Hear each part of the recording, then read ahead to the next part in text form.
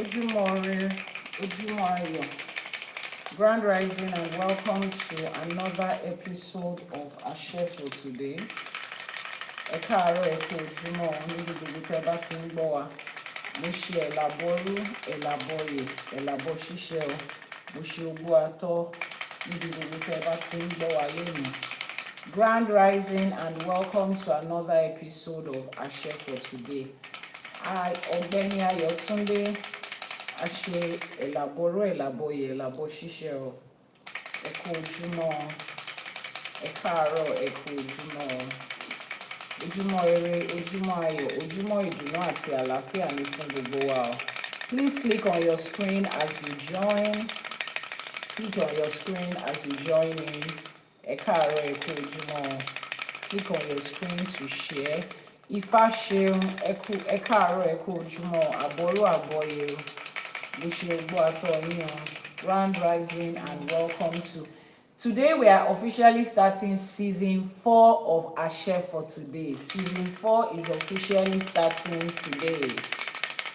Season 4 of Àṣẹ for today officially starts today.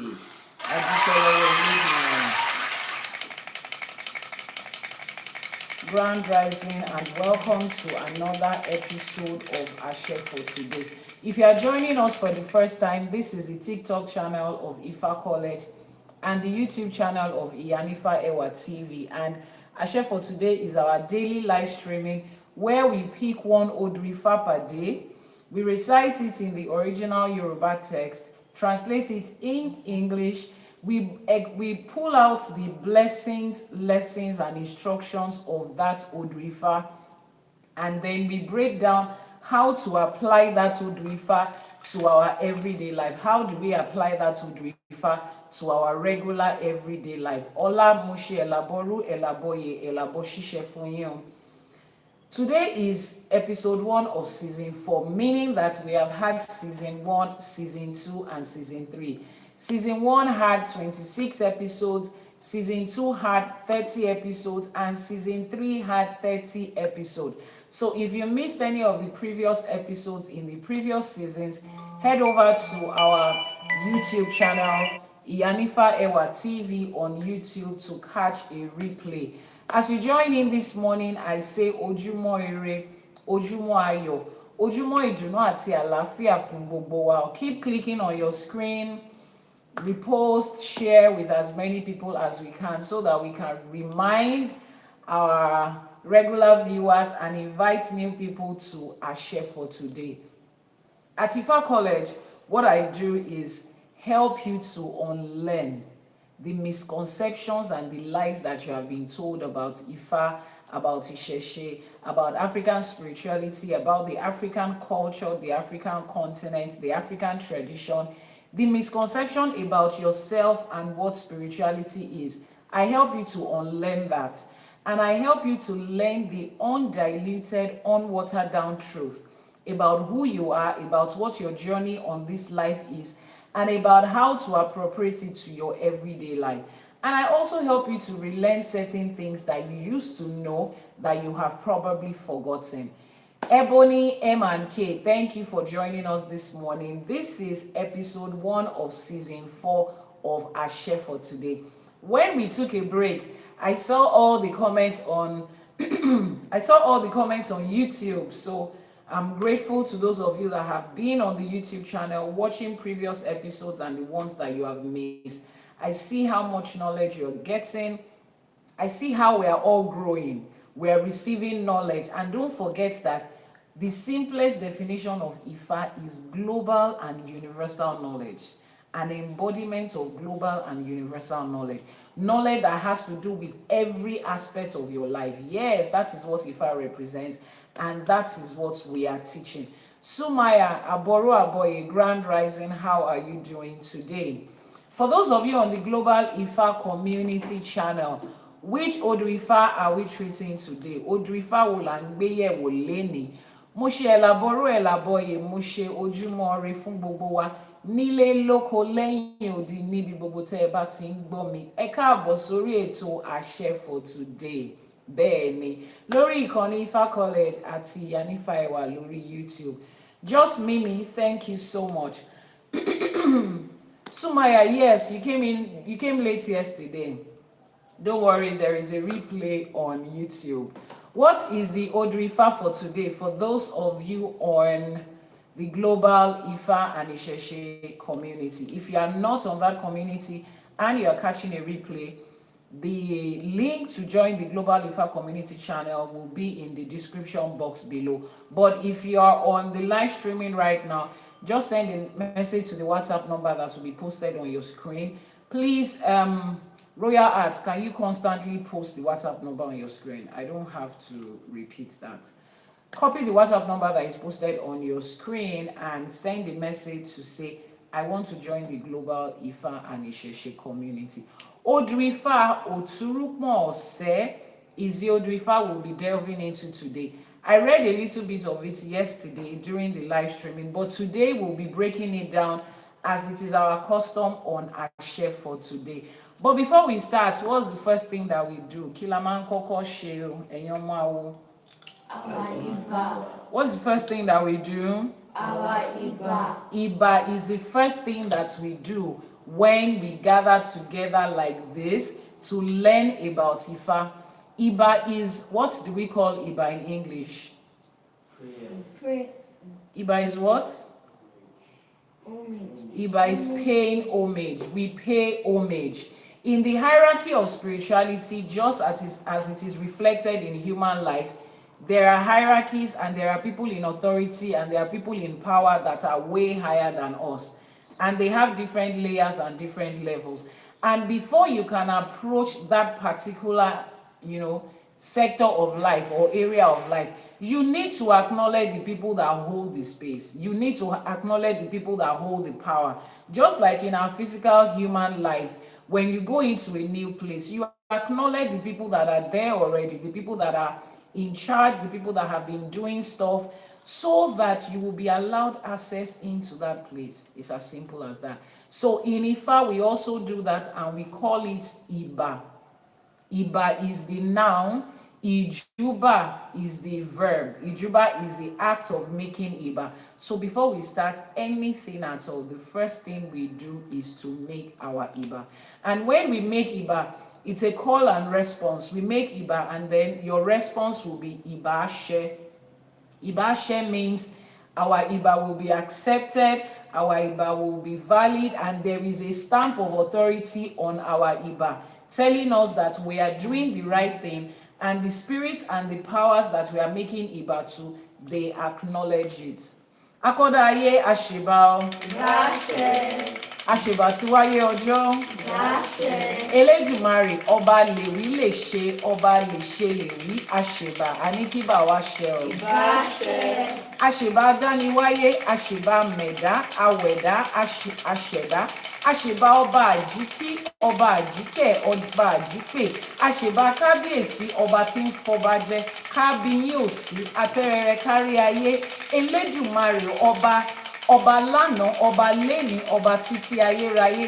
Elédùmarè ọba tí ó ń tẹ́ sọ́mọ̀ bí ẹni tẹ́ní, tó ń tẹ́ ilé ayé bí ẹni tẹ́ aṣọ. Àṣèbà ọba tó lọ kánrin kése, ọba lánàá, ọba lénìí, ọba títí ayérayé.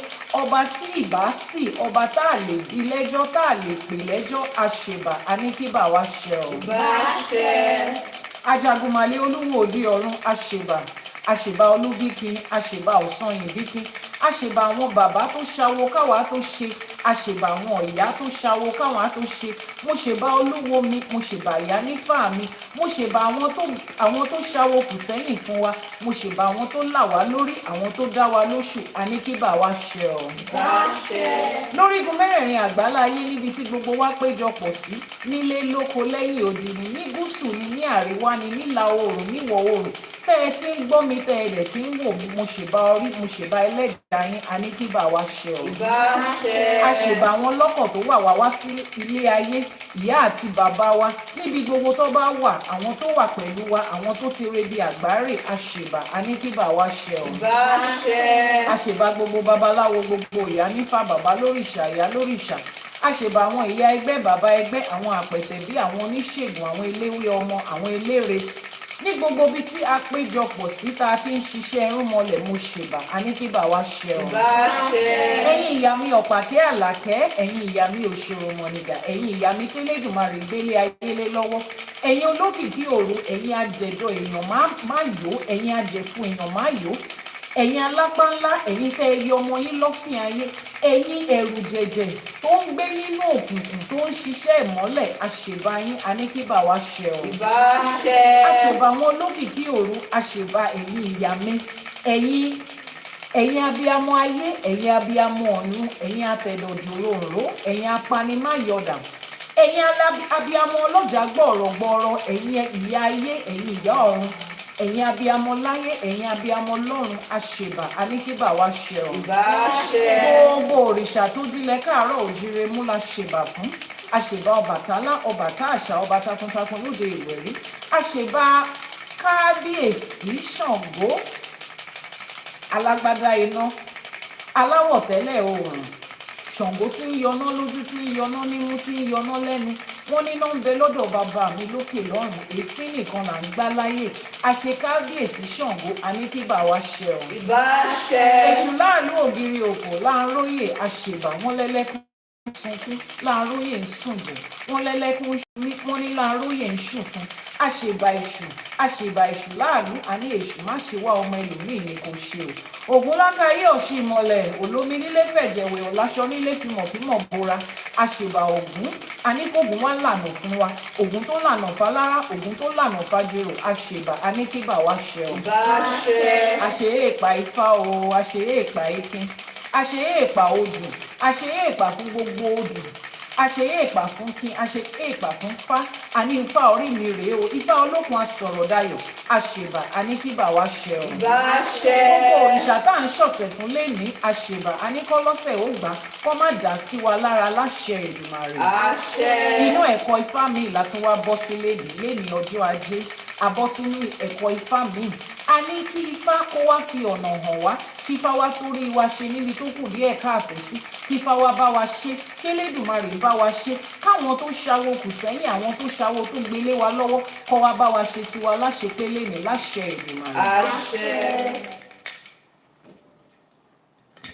Episode 1 of season 4 of Ashe for Today officially starts today, and I welcome you. Adúpẹ́ lọ́wọ́ orí, adúpẹ́ lọ́wọ́ Elédùmarè, adúpẹ́ lọ́wọ́ àwọn òrìṣà, adúpẹ́ lọ́wọ́ Ifá, adúpẹ́ lọ́wọ́ àwọn ọ̀rúnmọlẹ̀, adúpẹ́ lọ́wọ́ àwọn tí wọ́n ní ká máa bẹ tán ní ká máa wà láyé. We give all glory, all honor, all praise, all homage to Elédùmarè, who has spared our life through the first season, second season, and third season. And you and I are here today on season 4. Adúpẹ́ pé wọn ò fẹ́ lòmíì ṣe wá. We are grateful to Ifá, we are grateful to our orishas, we are grateful to our ẹgbẹ́, we are grateful to our ori. And as we delve into this teaching today, the wisdom, the knowledge, the understanding, the blessings, the ire that is in this Odù will stay with us and will increase with us and will multiply with us. Láṣẹ Èdùmàrè. Àṣẹ. Odù Ifá Oturupon Ọ̀sẹ̀ is the Odù Ifá for today. Oturupon lọ́wọ́ òsì, ọmọ ọ̀sẹ̀ lọ́wọ́ ọ̀tún. For every word or every sentence I speak in Yoruba, I would always translate in English. So if you don't understand Yoruba, don't worry, you are not missing out on anything. The next sentence I have said or that you hear me say will be the English interpretation. Mary ẹ káàárọ̀ ẹ kú ojúmọ́, mo ṣe ogbó àtọyìn for those of you on YouTube. Keep clicking on your screen, keep sharing, keep liking, keep reposting, and let's get more and more people on this live streaming.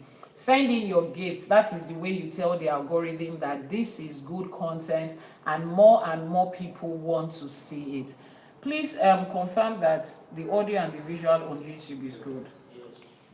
Odù Ifá Oturupon méjì, Odù Ifá Oturupon Ọ̀sẹ̀. I will be reading in Yoruba and then the next will be the translation in English. What is our flash goal for today? Sumaya, thank you so much. You just reminded me that we usually have flash goals. So the flash goal for today is the ice cream cone. That's the gift. The ice cream cone gift from five different people. Yes, the ice cream cone gift from 5 different people.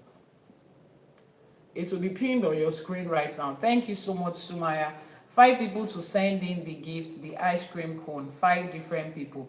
Queen, thank you so much for that. Eshe Adupe, Eshe Adupe.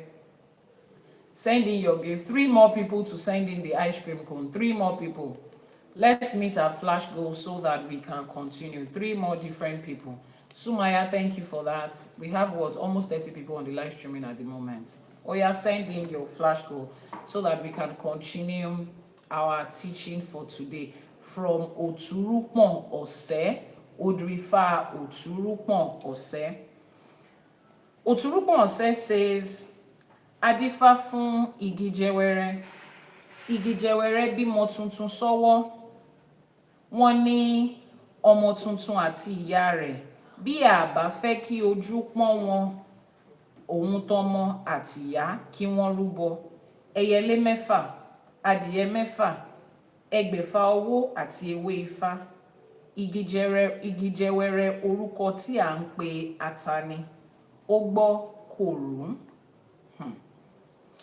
Oturupon said this Ifa was cast for igi jẹwẹrẹ, the pepper tree, when it had just given birth to a new baby, to a new child. It was said that both the mother and the child would suffer hardship and lack in life. If they did not want this suffering in their life, they were instructed to perform sacrifice: 6 pigeons, 6 hens, 12,000 cowries, and Ifa leaves. Igi jẹwẹrẹ, the tree known as the pepper tree, she heard these instructions, but she did not perform the sacrifice. And we already know how the story of their life would have gone. Our flash goal is the ice cream cone. 2 more different people to send in that flash goal. Once we meet our flash goal, the algorithm learns that more and more people want to see this live streaming, and that is your own way of making sure that this gets to as many people as it can. That is your own part that you have to play in this work of Ifa. Send in your flash goal. For those of you on YouTube, YouTube doesn't have gift targets, but it also allows you to send in your gift to support the streaming. Odù Ifá Oturupon Ose. Now, we need to understand how life was ordained, life was created before all of this mix and match that we're living today. There was a way life was structured before we got to this point. And here is it. The moment a child is born, in the Yoruba culture, according to Yoruba custom and traditional practices, which also envelopes the Yoruba spirituality, there is a divination that should be done at the time that baby is born, 3 days after the child is born, and it is called what? It is called what? It is called Akosejaye. It is called what? Akosejaye or Isentaye. That is the first divination that should be done 2 to 3 days after a baby is born, even before the child is given a name, because everything about the life of that child, including the name that that child will be given, will be called, will come out of that divination. That is the way life was structured originally. That is the way life was practiced originally. Now, what does this do? This gives the parents of that child every information that they need to guide that child through life. It tells them what the taboos of that child is, the things to avoid.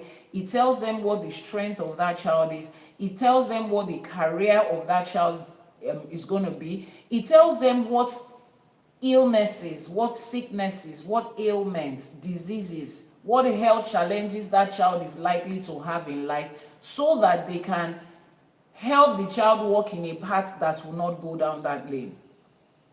It helps the parent to understand who this child is and what their purpose in this life is, what they have come here to do. That is what Akosejaye gives you, the information it gives you, among other things. It doesn't only talk about the spirituality of the child. I need you to understand this.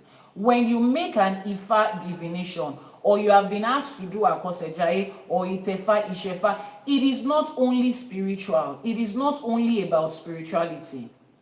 Ifa touches on every aspect of human life: academics, moral, social, marital, financial, every aspect of your human life. Ifa touches on everything.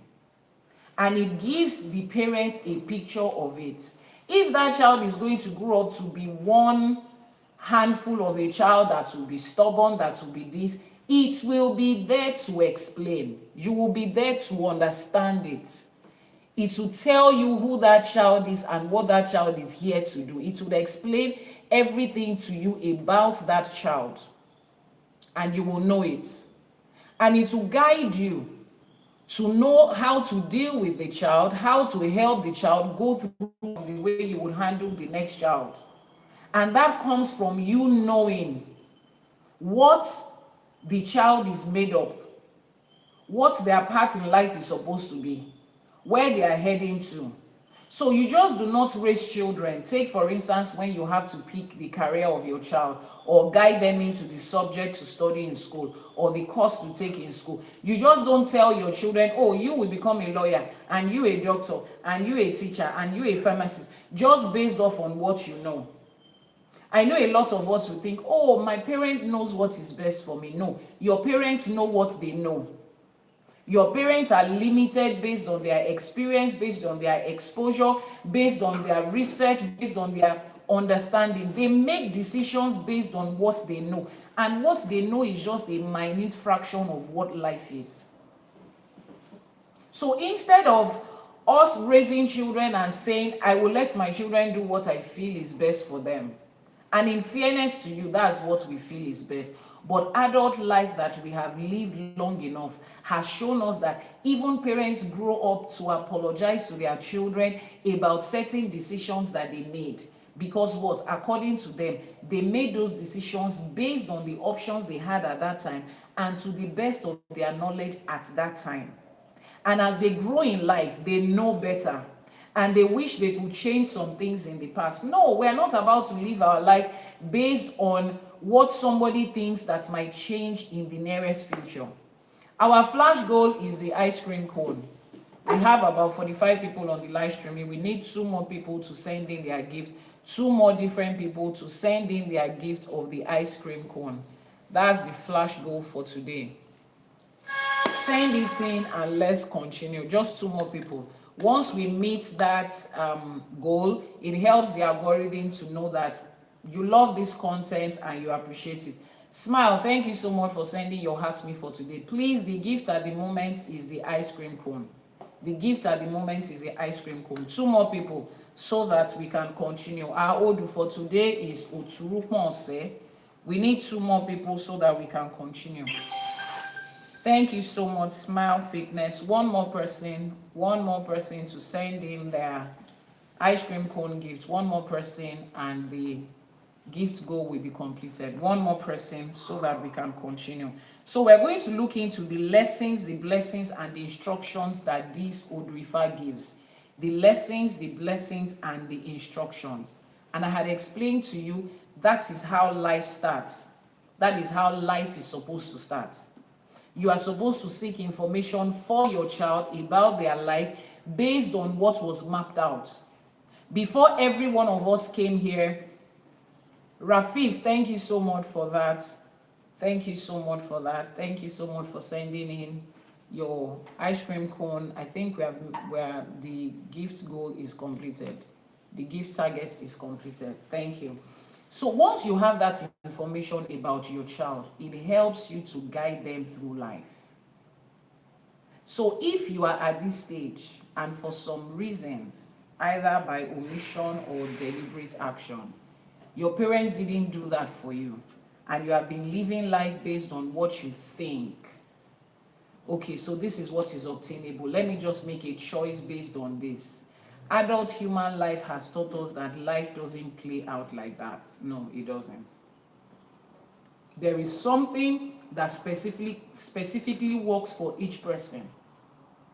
You have lived life long enough to see 2 people in the exact same situation producing different results. Some things work for some people, some things don't work for some people. Some of your friends will do certain things and it will work for them effortlessly, or they will do certain negative things and they get away with it. The moment you try it, it's like the universe was waiting for you to try it and just hold you by the hand, and then you are wondering, but every other person does this thing. Why is it that when it gets to you, things just don't go that way? There is a path for you in life that is different from that. Now, everybody knows that, everybody says that, but who exactly is able to tell you that path? Aside from just telling you, oh, you have your own paths in life, go after your path, find out what works for you. Find out what works for you from where? Where are we going to find out what works for us? Everybody says, oh, different things work for different people. Okay, we have heard that a million times, but how do I know what works for me? That is where Ifa comes in. So if you did not have the privilege of having that done for you as a child, or the people that did it for you when you were an infant, they are no longer here to give you that information. Ifa gives you the privilege to go through it again and get that information in your adult life, which is called Itefa and loosely translated as Ifa initiation. But I prefer we stick with the word Itefa. That is the divination or the consultation or the ritual process or the ceremony that an adult goes through to find out what their purpose in life is, so that you will stop gambling. You stop wasting your time like your life is a game. Let's try if this work. Let's try if this work. Like it is a game of luck. Like it is lottery. Oh, let me try this number. Let me try this number. That is what some people have been doing with their life. 20 years of their life now. They are still trying this. Then they get to age 40, age 50, before they realize what actually works. And then they start. Imagine if you knew what works, what was going to work for you at 22, at 20. Imagine your parents knew and they had started walking you through that path. But the best time, like I always say, the best time to have done that was yesterday. The next best time is now, to get the information about your life. This Odù Ifá, the first thing that this Odù Ifá teaches us is, the first thing to do for any child after birth is their àkọsẹ̀jayé, to get that information.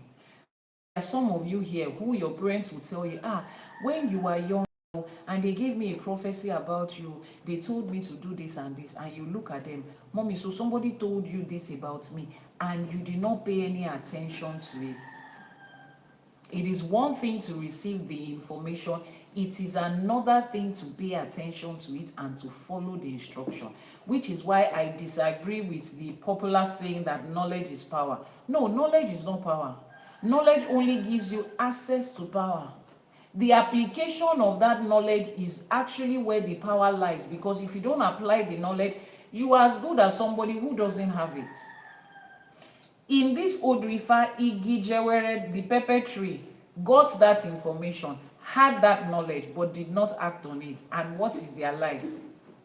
I mean, just look at every other tree and look at the pepper tree and what the pepper produces. The pepper tree produces pepper. And if you're an African, if an African tells you that somebody will show you pepper, you know what it means. It is the marks of suffering and stress and challenges, is the worst side of life.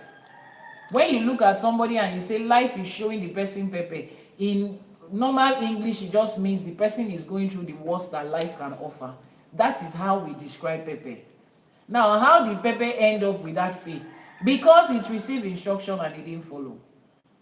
And a lot of people are like that. You would wonder, why would somebody get instruction that sounds like, let me read the instruction again. It says, but it was said that both the mother and the child will suffer hardship and lack. If they did not want to suffer in life, they were instructed to perform certain sacrifices. I mean, why wouldn't anybody want to make sure that they don't go through suffering and hardship in life? Why would somebody want to gamble with their life to test whether there is suffering in this life? You would wonder, why would anybody want that? That sounds to you like outright irresponsibility, outright wickedness, and every other word you can use.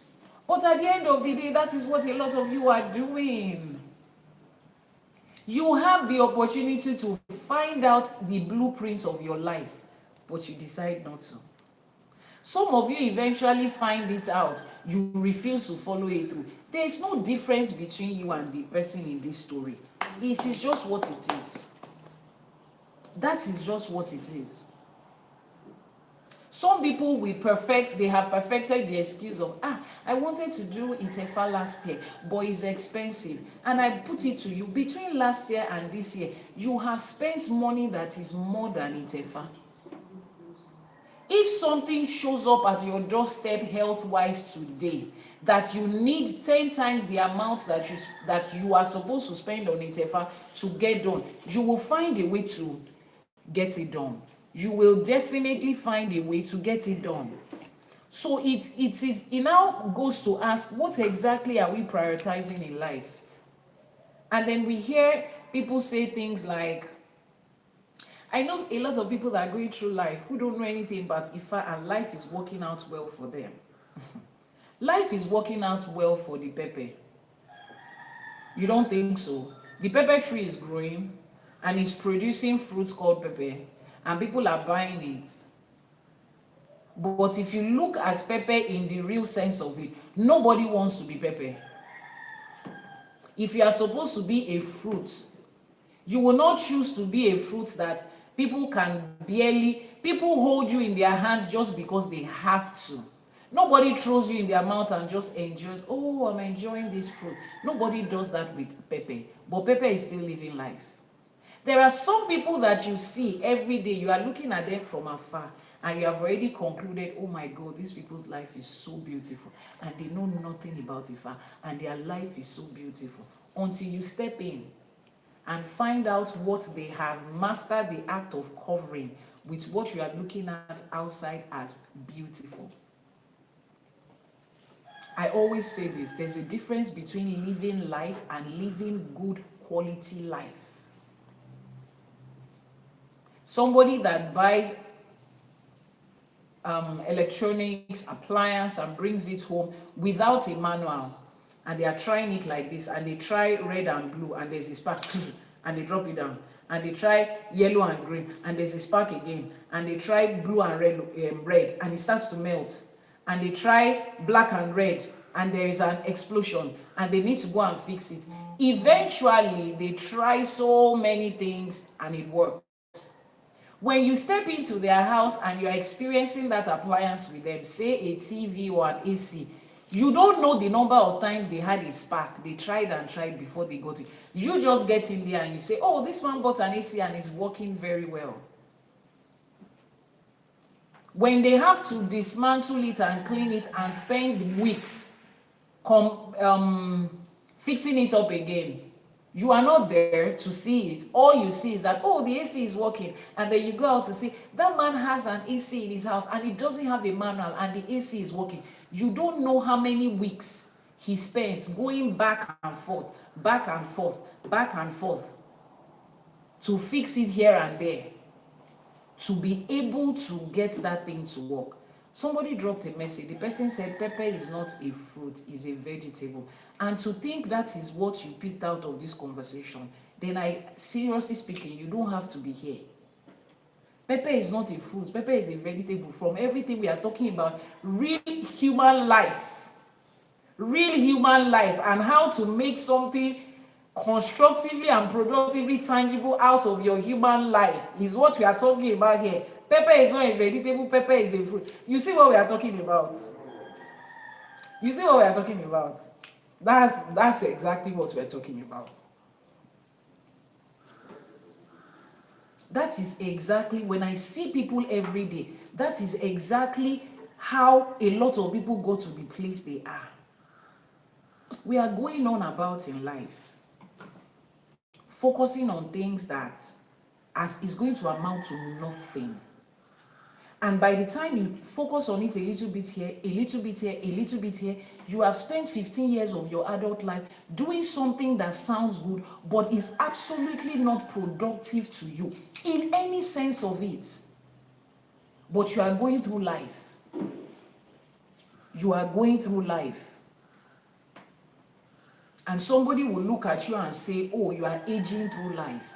But when we sit down and put you side by side with what your purpose in life is, what you are here to do, you have not done one, yet you are doing a lot of things that doesn't just have anything to do with productivity in your life. And that is what, now, let me digress a bit. That is what the media, for example, that is what they are preying on. That is what they are selling into. That is how you find people spending hours endlessly scrolling on social media. And by the time they are done spending 12 hours there, ask them what have they done? Nothing. Ask them what, if they can recount the only thing. Oh, I saw this kid and they laughed about it. Ah, look at that woman's beautiful dress. Ah, I saw a video today. That puppy was so cute. 12 hours of human life is gone doing that. And it starts with a little bit here and there. And it reflects in everything. Which is why I love how everything about the Yoruba people is deeply rooted in their spirituality. Everything you are doing takes you back to Ifa. Everything you are doing takes you back to Ifa. There was an Odù Ifá, was it yesterday? It was yesterday. Odù Ifá talked about that person should pause from working and just rest. Engage in childlike activities. Just let your inner child come out and live. It was an instruction of Odù. You see how Odù Ifá goes around to balance everything in life. Please, I don't know how important you think that your experience in life is. I don't know if you have thought about the fact that the whole concept of the universe and everything that makes it up is not just you give birth to a child, they go to primary school, elementary school, secondary school, high school, college, university, they get married, they get a job, build their own house, buy their own car, give birth to children and just recycle it. For some of you, that is all that you think life is. And then the little things here and there, go to party, have boyfriend, go to club, go to vacation, see the world. You think that the divine and supreme being that sat down to orchestrate and wire this whole universe as intricately as it is put together, you think that is the whole idea of it? You think plants are just there to grow so that we will eat it and then they will just have flowers and we'll admire it and then another one will grow? Animals are just there to give birth to other animals and eat other animals and be eaten by human beings, and the cycle just continues. If that is the essence of it, then you should wonder why we think the divine and supreme being is all powerful, all knowing, because even my own head can think of something better than that. So can yours. If you think there is a divine and supreme being that put all of this formation together and they are way more super intelligent than every one of us, then you should understand that the idea behind this life is not just this. Please, sometimes I don't have the words to explain. Life is a serious thing. That you are alive today, you are part of something.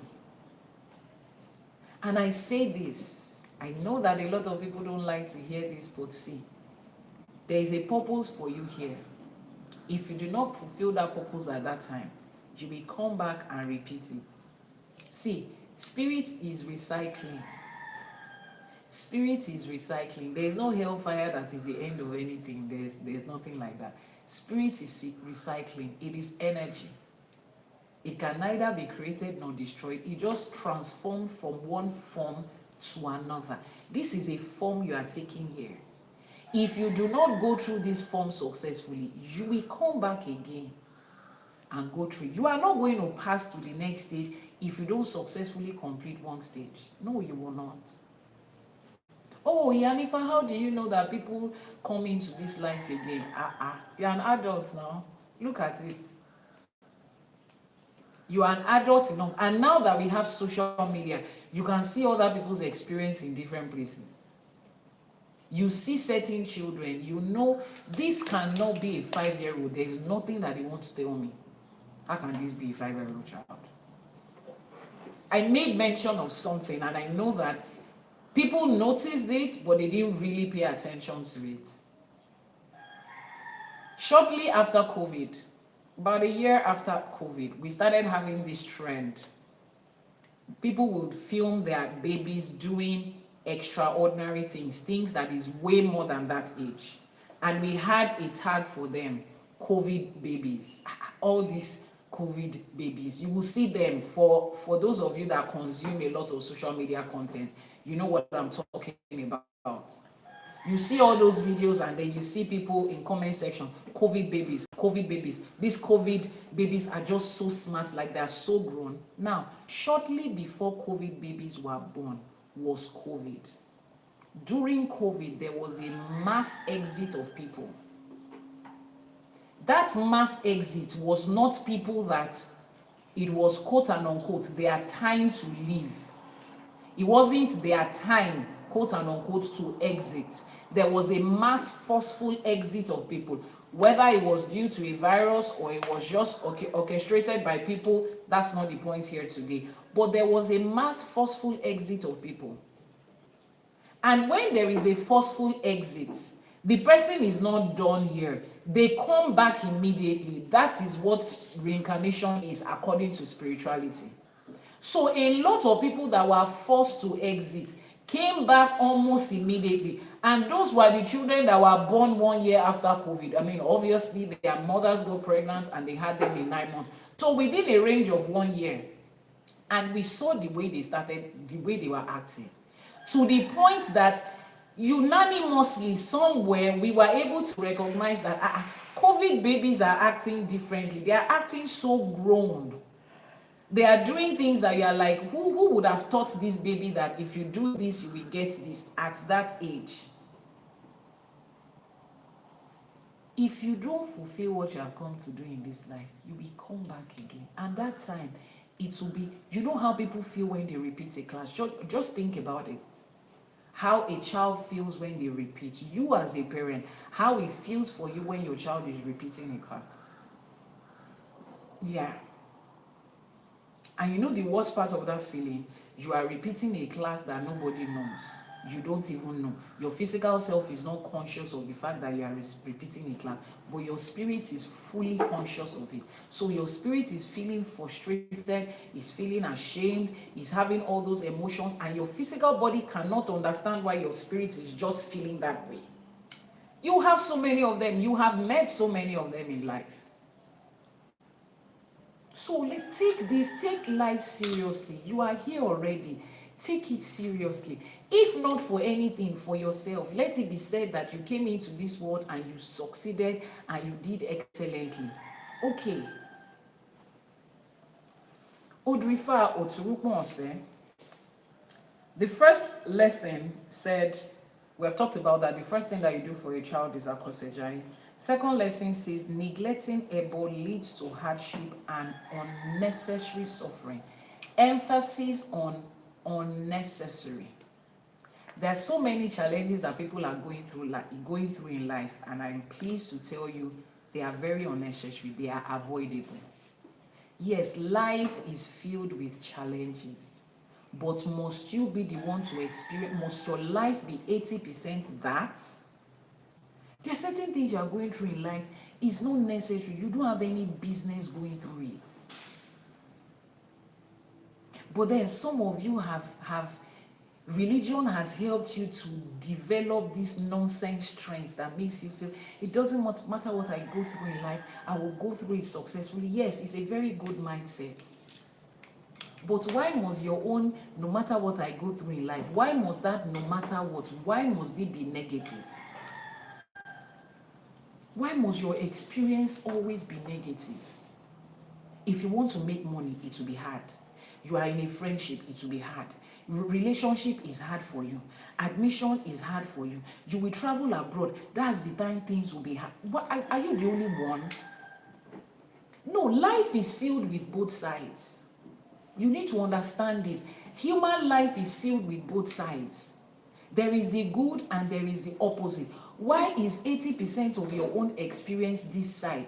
What is wrong with 80% of your experience being this side? Shebi they said is filled with both sides. It's like you have a box that has blue balls and red balls, blue squares and red squares, blue toys and red toys. And the blue represents the good and the red represents the negative. Why must you pick the red every time? There is blue there. Why are you always picking the red? What is wrong with you picking the blue? But when I picked it, my eyes was closed. But some people's eyes are closed too and they are picking the blue. Find out how their subconscious is able to see when their eyes close, and their subconscious can direct them to blue. Even if it's by accident, why are you not picking the right thing? Nick here said, that's the question I always ask, especially when you are someone that trusts and loves God. You see that part? Let me digress a bit and answer that. The fact that you trust God and love God does not mean that you are going to pick the good things of life. We have lived adult life enough to know that. You have lived adult life enough to know that there is no direct proportion between people that love and trust God and their good experiences in life. No. Faithfulness does not equate a good life. There is reward for faithfulness, don't get me wrong. You will get reward for being faithful. There is reward for loving God. There is reward for trusting God. There is reward for doing all of those good stuff. Because when you say you love God and you trust God, it just indirectly means that you have a very good moral standard. There is result for choosing Iwapele, even in Ifa and ÌШЭШE. There is reward for it, but there is just a reward for it. Now, every other experience in life is not directly proportional to it. You need to unlearn those things. You need to understand why you do what you do. You loving God and trusting God is not a bribe to be able to get things good. Understand what you are doing and understand it clearly. What does love God mean in 2026 at the time of recording this video? If you love God, you do the right things. You don't want to hurt God. So it literally just talks about your Iwa, your good character. That is just what it means in layman's language. But you can have good character and still suffer in this life. And do you know where that suffering comes from? Basically, where it comes from, lack of knowledge. Responsibility to put the information you get to use. But it first of all starts from lack of knowledge. If there is anything that will make anybody suffer in this life, it's because they don't know. It's the things that they don't know. It doesn't have anything to do with you love God and it has nothing to do with it. If you have somebody that will tell you today, don't get on that flight today, stay at home, go on the flight tomorrow, because the person can foresee that the weather will be bad, or the person already knows that the engine of that flight is not good and the person gives you the instruction and you do not get on the flight, you will save yourself from a crash or an almost crash. That's got nothing to do with your love for God. That's knowledge and information that you received. Let me say this again for those that like to take people's words out of context. There is the place of your good character, which is interpretation of I love God and I fear God. There is the place of good character. Iwapele is one of the solid pillars of Ifa practice. Right. But that is not the answer to you don't want to suffer in this life. If you do not want to suffer in this life, find out information of how not to suffer. On my journey in life, how can I go through life on my journey without suffering? Find out for yourself and follow it through. It's as simple as that. Knowledge. Then after you have received that knowledge, there is a second step called accountability and responsibility. You see these three things? These are the three things that religion lacks. If you want to fault religion, these are the three things. And these are the three things that we were raised with in life not to pay attention to. There is no knowledge that religion gives you, other than things that common sense will tell you.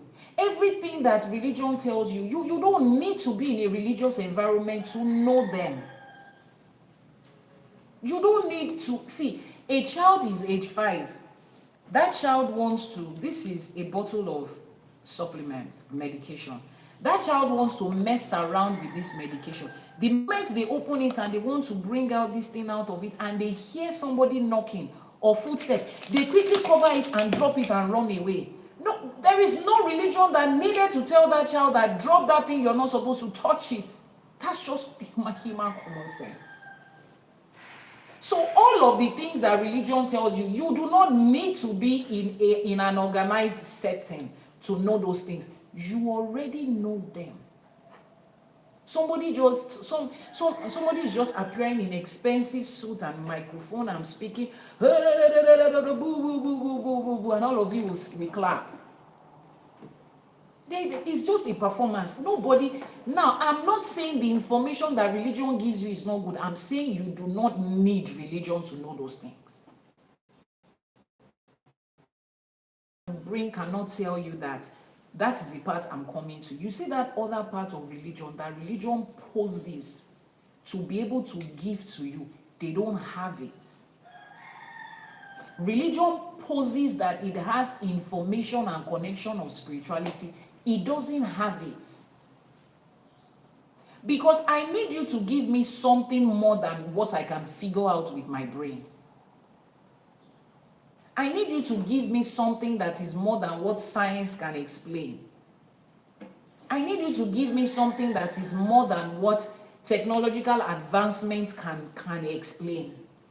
That is when it is spirituality. When it is beyond what somebody can explain. How does somebody sit down in front of you like this and take an Ifa bead and cast it and tells you what your problem is, where it originated from, and goes ahead to tell you what the solution is and how not to go back into that problem? There is no scientific explanation for that. There is no scientific tool that can do that with you. As at the time of recording this video, there is none. And there is no religion that can tell you that. Oh, people in church can see visions. I'm not disputing that. Seeing vision is not what I just described here. I described a system that will repeatedly do the same thing for everybody anytime you come into it.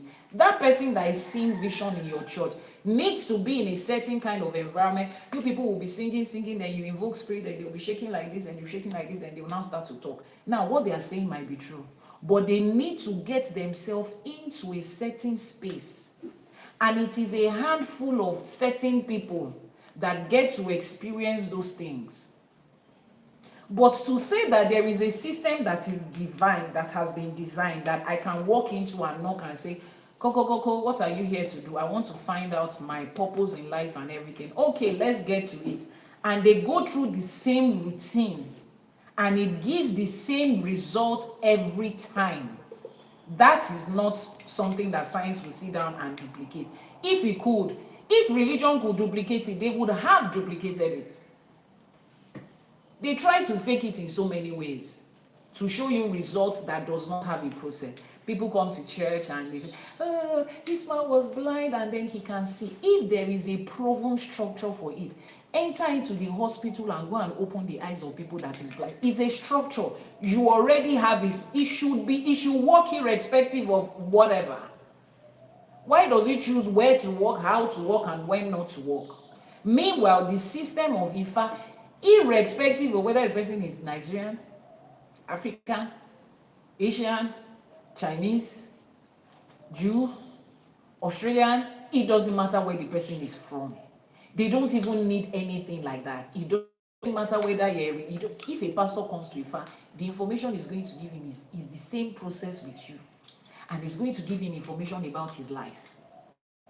And you know the interesting part of it, that information is not even dependent on the person that is giving it. You know how church says that, oh, as a minister of God, that the Spirit of God is going to be revealed to you, you have to make sure that you are holy, you know, and pastors will jokingly say, don't let me give you prophecy when my wife has just cooked pounded yam for me that has lumps. The content is coming from. The message that comes out from them is greatly reflected in the person that is giving the message. Ifa does not have, it has little or nothing to do with the person that is giving you the message. If a 6-year-old boy has learned the process of Ifa divination, he will tell you the same thing that a 90-year-old will tell you. The only difference is when you now start to have conversation about, Baba, how can I apply this Odù to my life? A 90-year-old is coming from the place of a lot of experience with a lot of clients he has dealt with. He's able to explain. Now he is bringing his human capacity in play. Human capacity will always differ based on so many things. But you see that primary spiritual information, it is got nothing to do with the person that is giving it to you. So it has got nothing to do with, I love God, I trust God. It has got nothing to do with it. But your loving God, which is moral standard, has reward. It is an action you are putting into and is going to bring its own consequences and is going to bring its own reaction. That aside, but your everyday life, that's not the way it works. 3 things: knowledge, and that's why I said those are the 3 things where religion has faulted and taking your attention: responsibility and accountability. I was not alive when slave trade happened and religion was first brought to Africa and it was being forced down on people. But I will tell you this. In my head, this is where I think it went. The first set of people that accepted religion or practiced foreign religion were most likely forced into it. Because why? I still don't see anything that a Christian or a Muslim will preach to an African spiritual practitioner that will make them say, oh my God, are you really doing that? An African spiritual practitioner that will make them say, oh my God, I found something. We don't have this in our form of spirituality. Let's follow them to church. There's nothing. Oh, God will heal all your diseases. Orishas have been doing that from time immemorial. Oh, if you leave this world, you will go to heaven. Ọ̀run is a standard part of our existence. We know that. Nígbà tá à ń tì kọ́lé ọ̀run bọ̀ wá sílé ayé, ayálé àjàlá ibẹ̀ láti yan orí. We know that we have ẹgbẹ́ ọ̀run. We know that if we live here and we go, we call our ancestors ará ọ̀run. We already know that. It's not religion that brought that to us. What would they have said? Oh, the God of Elijah will send down fire. Shango has been raining fire like irregular. Oh, the God will supply all your needs. Philippians chapter 4 verse 19. What's Philippians chapter 4 verse 19? The Lord shall supply all your needs according to his riches, his glory. You will not lack money. Jehovah Jireh. Ajay has been doing that from time immemorial. So I'm telling you that I don't know what they would have said. Oh, Jesus came to die for our sins, and if you confess your sins, we have been asking Elédùmarè to forgive us. We have been asking for forgiveness from people that we hurt. It is a normal part of our human life and practice. So I believe that those first set of people were forced into it. Now, the next set of people that went into it by themselves, do you know what religion sold to them that caught their attention and is what is still catching the attention of a lot of people today? Lack of responsibility, lack of things have passed away and all things become new, and he just forgets about it. How does your human brain interpret that? Lack of accountability. you will not be held accountable for anything. The moment you can say, Father, forgive me in the name of Zachariah and Judas and Jeremiah, he just takes it away and that is it. That is what it tells you. And we can see that in our human everyday life. Children do certain things and they tell themselves, what's the worst that will happen? If I say sorry, mommy will just say sorry. Once you make that puppy eyes, they will give you what you want. They will just accept the sorry. They have mastered it. They get to a point where they don't think about the consequences of their actions again. All they know is that mommy will forgive me once I say sorry, and that is it. Pour water here. Lack of accountability is what religion presents. The day I got a hang of that Arabic word that Muslims say, what's that word? Astaghfirullah. The day I understood the meaning, it means God forgive us. Okay. And then I will have conversations with people, and they will start a conversation with Astaghfirullah for what I am about to say, and they will still go ahead and say it. You see how deep lack of accountability is. You know what you're about to do is wrong, but religion permits you to say, God forgive me in advance. People live life, and then when people pass, they stand by their graveside and they say, God should forgive all their sins, pray for their sins to be forgiven. So people go through life knowing that irrespective of how they live life, when they pass on, somebody will be there to ask for forgiveness of sins that they have done. So why exactly are you choosing to not live in sin? A religion picks 1 month where people are supposed to be holy and moral. That means you understand that you can be accountable. People be holding themselves accountable in that 1 month. But every other, how many months in a year? Every other 11 months in a year, what's going on? That is it. That is what religion presents. Lack of accountability, then lack of responsibility. Christianity, for example, that one I know, I practice it. I was born in a deeply rooted Christian family. I became a pastor, so I understand that one in and out. Islam, I was never interested, so I didn't really. But you know, 2 entities that are always responsible for everything, God and the devil. Every good thing that happens to a Christian in life is God. We thank God for this thing. No? We thank God for this. Now, this is not me saying you're not supposed to thank God, whatever that means to you. But you know the pattern that Ifa follows. When an Odù Ifá ends and they want to show gratitude for people that were responsible for the process, how does it go? Please, somebody in the comment section to tell us, or if there's anybody in the house. You should know it now. Please move closer to me. How does it go? If an Odù Ifá ends, something has happened, the person has gotten good results. How does gratitude go?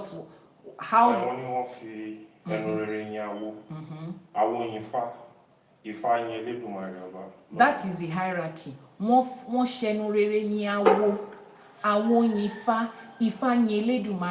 The first person that they thank, that they hold responsible, is their awo. The babalawo that did the divination. They will come back to say thank you to them. We recognize what you have done. And then babalawo in turn says, I got the information from Ifa. I thank my Ifa. Then we all remember that Ifa is the voice of Olódùmarè and was given to us by Olódùmarè. Then we thank Olódùmarè. Not the one that you are sitting down in your house. Your child's school fees remains 200,000 naira or $200. A total stranger sees you and says, what's wrong with you? Why is this child not in school? This is how much. The stranger gives you money. Then you set ring light and make video and say, I thank God, I pray. From nowhere, God just provided the money. There is no record of the person that took their hard-earned money and gave it to you. No, it's God.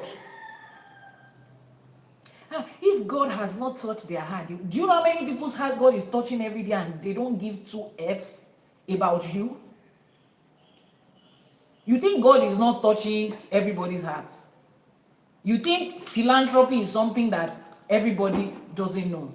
But somebody went out of their way to give you money that they worked for, that they could have used for something else. Then you climb on a pulpit and say, I just want to thank God for this.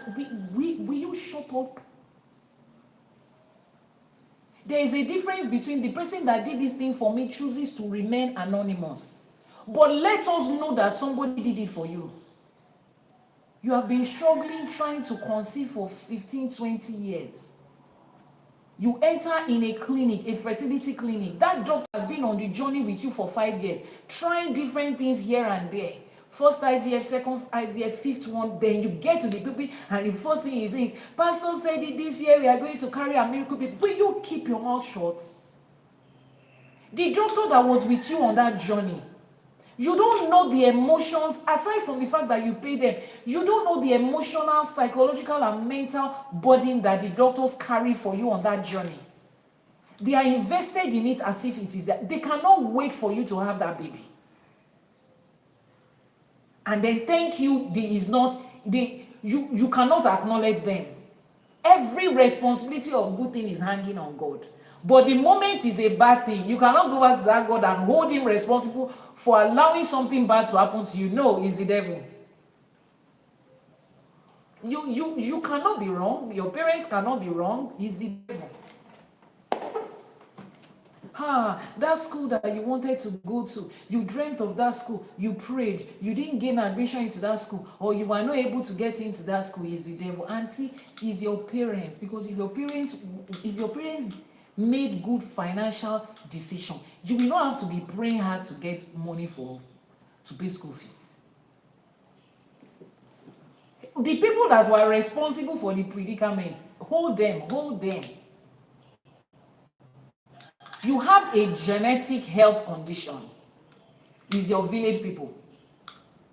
Ask your daddy and your mommy, what were they looking at when one AS and one AS married? And then is your village people. At least I know so many people that are SS and they lived up to 70 years. Is your village people that took your own child at 14. Go and hold your father and your mother responsible who produced a child with that genotype.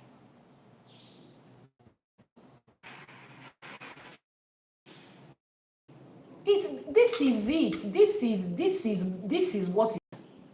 So a lot of people will willingly leave Ifa because Ifa calls out these three things. You have to get knowledge. You will be held responsible and you have to be accountable. If you do not want Odù Ifá to call you out, don't come to Ifa, because Ifa will call you out on a steady. Ifa will call you out on a steady.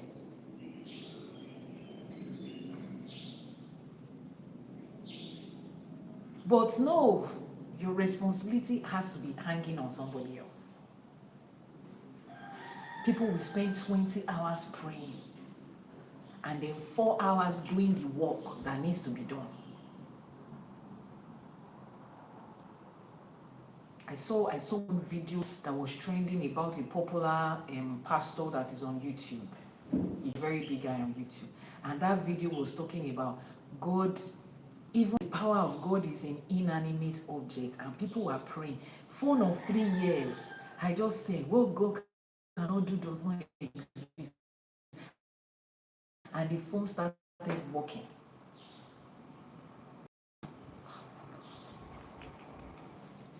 If you need God to fix your phone that is not working, there is a problem.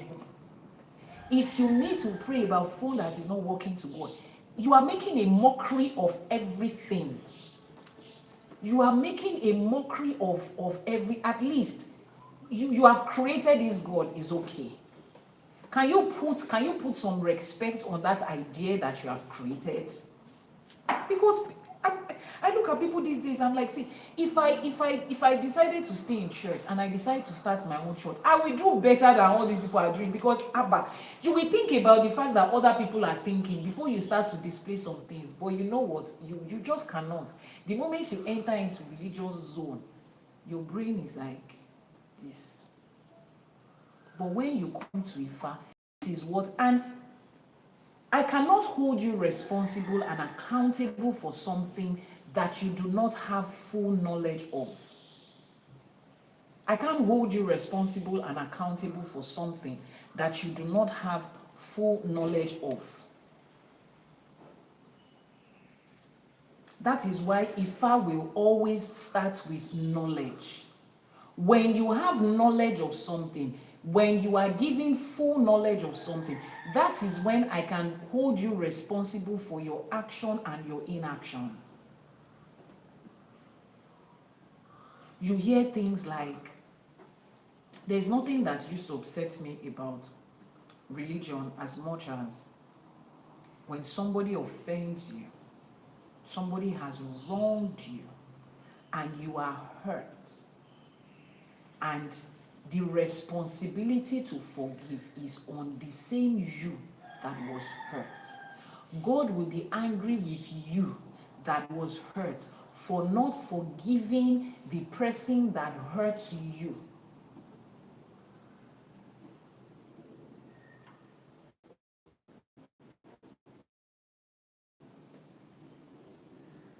Let it sink. You have to forgive people that hurt you. You have to make peace with it. If you don't, you are in the wrong. How do can somebody explain to me? I really want to know. Can somebody explain to me, how do I not feel hurt for something that was not? How does somebody slap you and you say, oh, I forgive you for slapping me? In that moment, as a normal person, what was going through your mind? Is it that you did not feel the pain of slapping? Or is it that the person that slapped you is a child that you're like, this one is a little child? You know that children do things. You carry them up and you're playing with them, they just pee on you or they just kick you in the mouth. It will hurt you, but you cannot hold anything against that child because your brain is already wired to know that children are that way. What part of your brain is wired to know that another adult consciously hurts you and you are not allowed to feel the hurt? After 2 weeks, if you are not greeting them and hugging them like you used to, you are not a good Christian sister.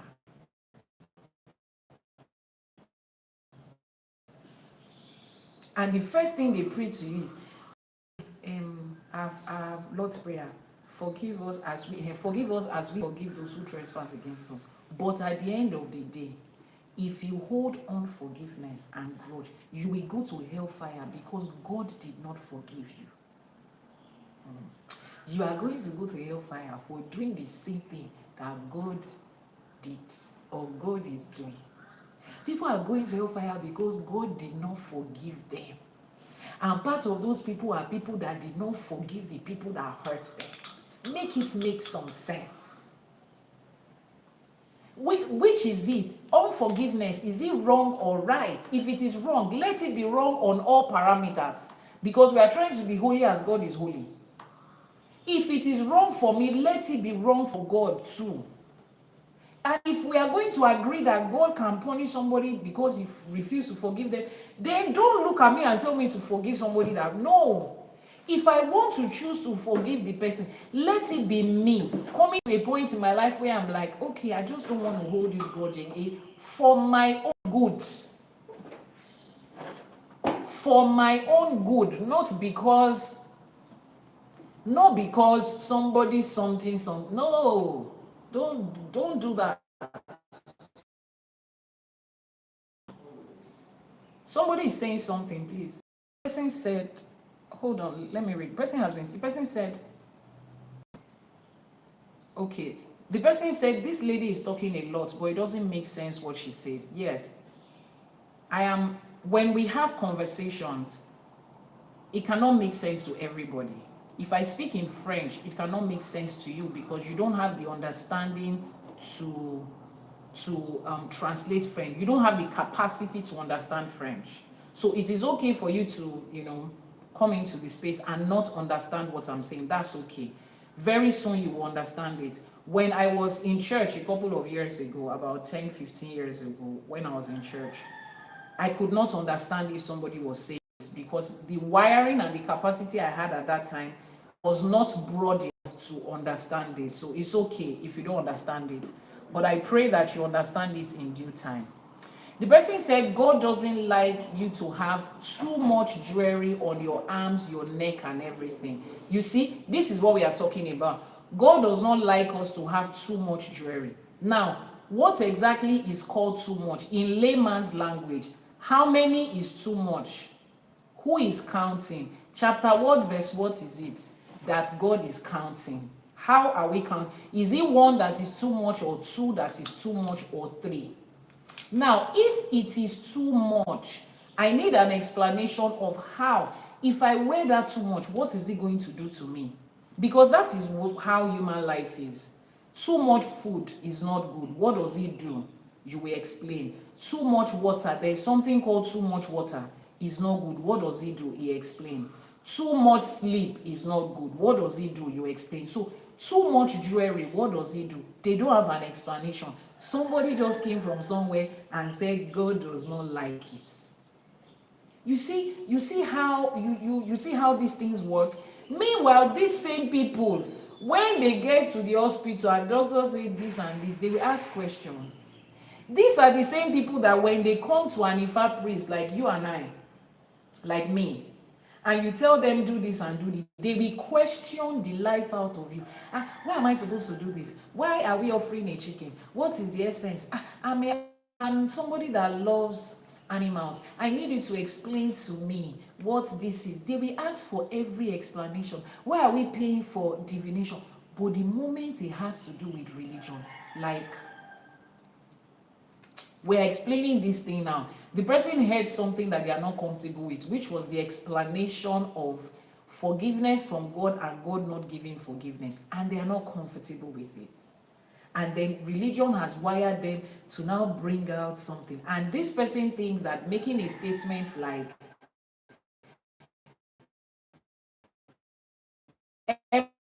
everything she's standing, they think that statements like that are supposed to be derogatory. No, it's used.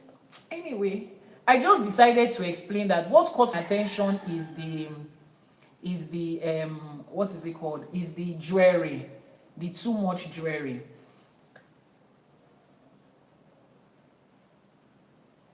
Okay, so the person said, in their opinion, they said, if you are not used for your own benefit, you will not be full of golden earrings and rings and okay, what you just said now does not. You have to be more like God. You have to be more God. You have to be a more godlike person. So being a more godlike person is not wearing jewelry, not using jewelry.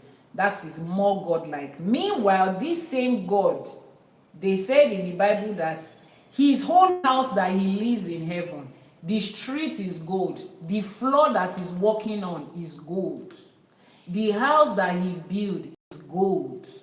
Yet we are supposed to use just one gold in this life. Is too much.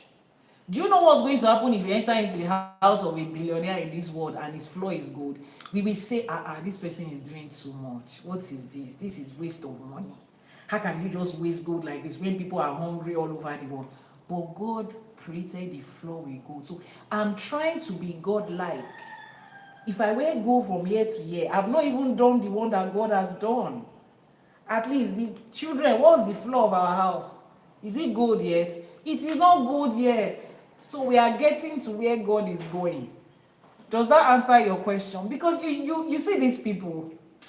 You see, it just, why I take my time to respond to things like this is just to show people how much a lot of these things they hold on to, when they look at it analytically without any religious bias in mind, it really doesn't make sense.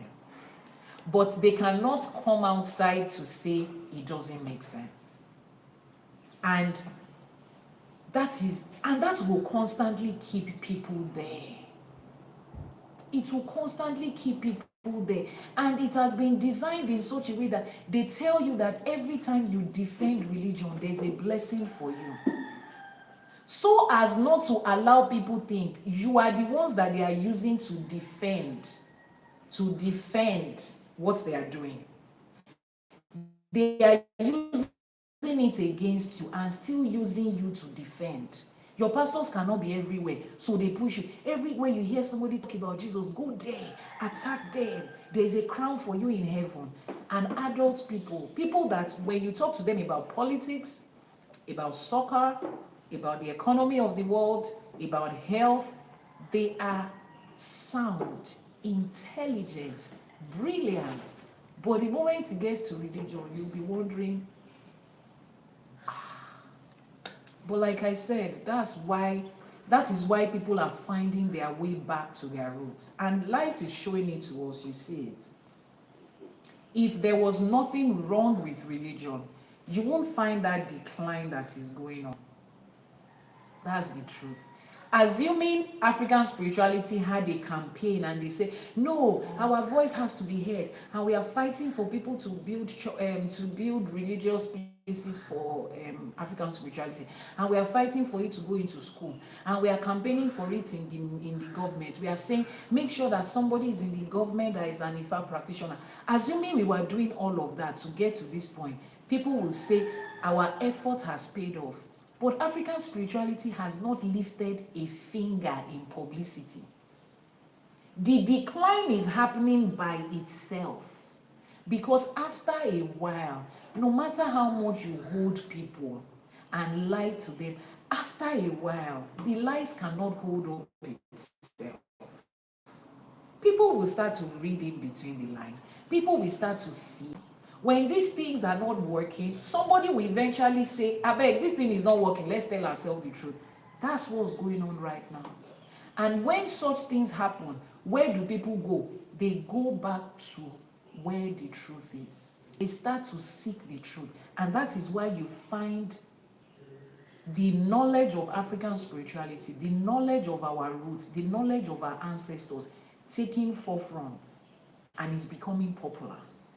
Even in Nigeria, I know that those in the north and southern parts of the US has been seeking, because they are far away from home. So they've been seeking this connection to their roots for a while. When you are far from home, you want to hold on to everything you have. But those of us that are here, we were the last to jump on the train. Look at it. Look at it. We still not find one person taking a bell to say, if you don't accept Ifa, this is what's going to happen to you. People are coming because they are seeking solutions. People are staying because they are finding out the truth. And my wish, which I don't have control over, is that many more people find the truth about who they are. The reason I come on live streaming every day is so that the next person that is asking questions, questioning religion, questioning the idea of God, questioning everything they've known, they know that there is a place they can come to where they can get the information that they need. Because people are searching. And because of the way religion is designed, it is not designed for you to break free easily. It's not something you can walk away from easily. So people need a lot of strength, a lot of courage. They need to know that somebody is holding their hand as they are going out, like somebody is literally dragging them out. Because the pull that religion has on people, you will be surprised. That's why we are putting information out there. So that you know that whatever questions you have, you are not alone. No. People are asking these questions, and Ifa has answers. The moment people get the answers to the question they are asking, they are out of there. Churches are shutting up in Europe. I know that Nigerians will be the last, according to Ifa, our people will be the last person to openly accept it. Ifa has said it. But you know how interesting it is. Ifa doesn't even require you to say, stop going to church before you come. A lot of them, maybe we know our clients. You know what a lot of them are enjoying is the confidentiality that comes with Ifa, the Awo, the oath of secrecy and confidentiality that comes with Ifa, that's what a lot of them are enjoying. Because if an Odù Ifá pops up today and says, we are allowed to openly mention our clients' names and activity.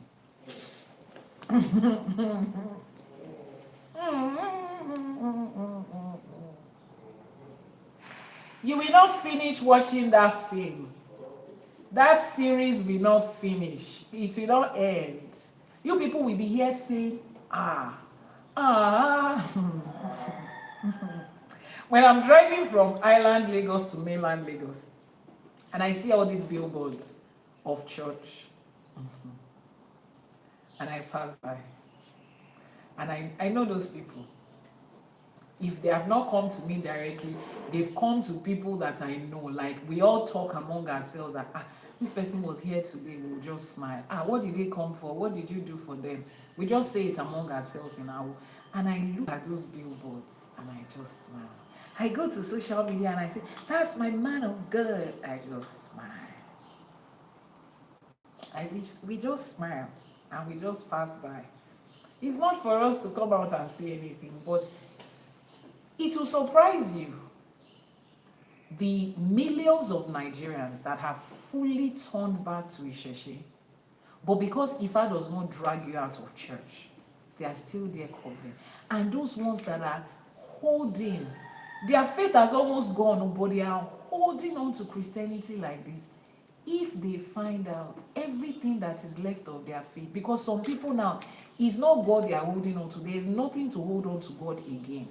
It's just that church thing, like that identity, that, hey God, if I do this today, what's going to happen? If I do this tomorrow, what's going to happen? That is what they are holding on to. I need you to understand it. If the reason you have not fully established yourself in Ifa is because you are looking at somebody somewhere, one pastor somewhere, I have good news for you. You will be disappointed. Forget about them and hold your life with you. Hold your life. On the live streaming yesterday, we were talking about fan children. And I brought up different parents to talk about their experience with their children, how they're helping them in Ifa. A lady that came in, who is also a client of mine, she said, she has stylishly been talking to her son about Ifa, and he just looks at her. He's a 16-year-old, he's a teenager. He just looks at his mom and goes, the day he came to ask his mom question, he came back to say, my friend was talking to me about Ifa in school. They were having a conversation about Ifa in school. The friend was talking to my client's son about Itefa and Ishefa in school, secondary school. And then he came home to ask his mom, and his mom is like, wow. So all these things I've been saying to my son, he's actually paying attention. They are paying attention. This knowledge is everywhere now. So don't feel like, I don't want anybody to know I'm doing Ifa. The number of people that are doing it that you don't know. This is your life and your destiny we are talking about. This is the only avenue into knowledge. Real knowledge, full knowledge, blueprint knowledge about your life. Blueprint knowledge about your life. Instruction about your everyday life. And some of you will still get that knowledge, get that instruction, and still not follow it. And most of the time, is because of what people will say. How will people look at me if they find out that I'm doing sacrifice? How will people look at me if they give me Ifa bead? I cannot do this one. I cannot. The people, I said all of that to say, the people you are bothered about, chances are that 80% of them are already practicing one form of African spirituality or the other. When it gets right down to it, you are the one who will now say, so you people were there and you did not tell me. That's not something we tell people. You will find out that you are the one that has been shortchanging yourself all the while. This Odù Ifá said, instruction was given. Afe did not take the instruction. Instruction was given. You are receiving that instruction of Ifa every day. Maybe the instruction in this part of your own life is talking about you fully accepting the path of your ancestors.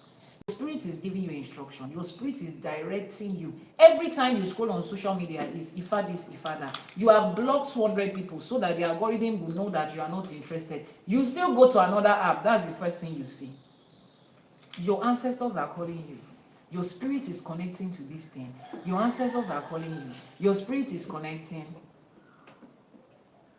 And you are there. I don't want to do this thing. There's so many other ways to succeed in life.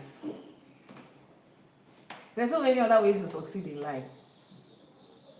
There's so many other ways to succeed in life. How is that going for anybody? How is that really going for everybody? Look at the life that religion described and they promised. The day they preached to you and you became born again, quote and unquote, look at what you are promised. Look at your life right now. Is it directly proportional to what you are promised? Ifa is promising you a balance. Ifa is telling you as it is. Nobody is giving you any unrealistic expectation. All we are saying is knowledge, instruction, be responsible, be accountable. The moment a human being realizes that they are responsible for their life and they will be held accountable, it helps you to make better choices. It helps you to make better choices through life. How do we apply this Odù Ifá to areas of our lives? In our modern everyday life, Ifa says that motherhood and childcare is not just physical but spiritual. This will go to the men that are here. As you're preparing to take care of your wife and your little child, as the child is getting to be born and you're setting up a nursery and you're doing all of these wonderful things, please also make spiritual preparation for that child. As you are getting trust fund, as you are doing this, as you want to make sure your children get into Ivy League schools, some children's life has been planned even before conception. Make sure you are also making spiritual plan. Those of you that are still within the frame of pregnancy and childbirth, mother and child after birth care is not only medical, is not only physical, getting friends and family to take care of them, it is also spiritual. Normalize preparing for a child's care spiritually. Ifa says protect the mother and the child spiritually and physically.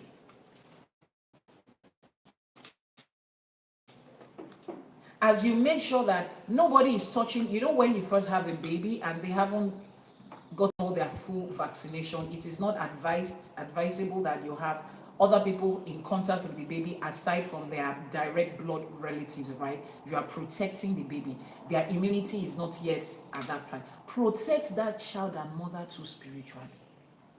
If you are a lone mother who's going to raise her child herself, protect yourself and your child spiritually. It's Odù Ifá that says it. Some of you think taking care of people spiritually is something that happens in adult age. Ifa says the future of the child starts from the spiritual blocks that you build in infancy. The future of that child starts from the spiritual blocks that you build from infancy. When you see children whose mothers are spiritually grounded, take religion away. Those mothers understand spirituality and they are fighting, standing in the gap and fighting for their children. You see their children going through life nonchalantly and everything is still working. Go home and check the people that are standing in the gap for them. Go home and see how many bags and books has pictures. Every bag and book that mother has her children's picture. She's on the mountain today. invoking all the spirits and the powers of the mountain. She's fasting tomorrow. When they say there's prayer water somewhere, it is her children. It is her children. Day in, day out. I'm not talking about religion. No, I mean spirituality, where you already have a connection with the divine and the elements of the universe. You will find them from Church Mountain to the Afa's house to the Babalawo's place. They are doing zodiac reading for their children. Full moon is there, new moon is there, everything that there is to do. Then you'll be wondering why the life of that child is going the way it's going. Yoruba says something, there's an adage in Yoruba, wọ́n ní ọmọ tí ò ní ìyá kò kí ń dá egbò ẹ̀yìn. A child that doesn't have a mother does not get an injury on their back. They don't play to the point that they have an injury on their back, because it is only your mother that will sit down. You can have an injury in your front, you can take care of it yourself. But the one at your back, your hand cannot reach it. The only person that can take care of such is your mother. That is to tell you the role that parents play in the life of a child as they are building that child's future. You have children now. The only thing you are doing wonderfully is academically they are secured, business-wise they are secured, financially they are secured. All of that is good stuff. But what's happening to spiritually? What's happening to the one that controls every other thing? Ifa says that, he says that the future of a child starts from the spiritual blocks of their infancy.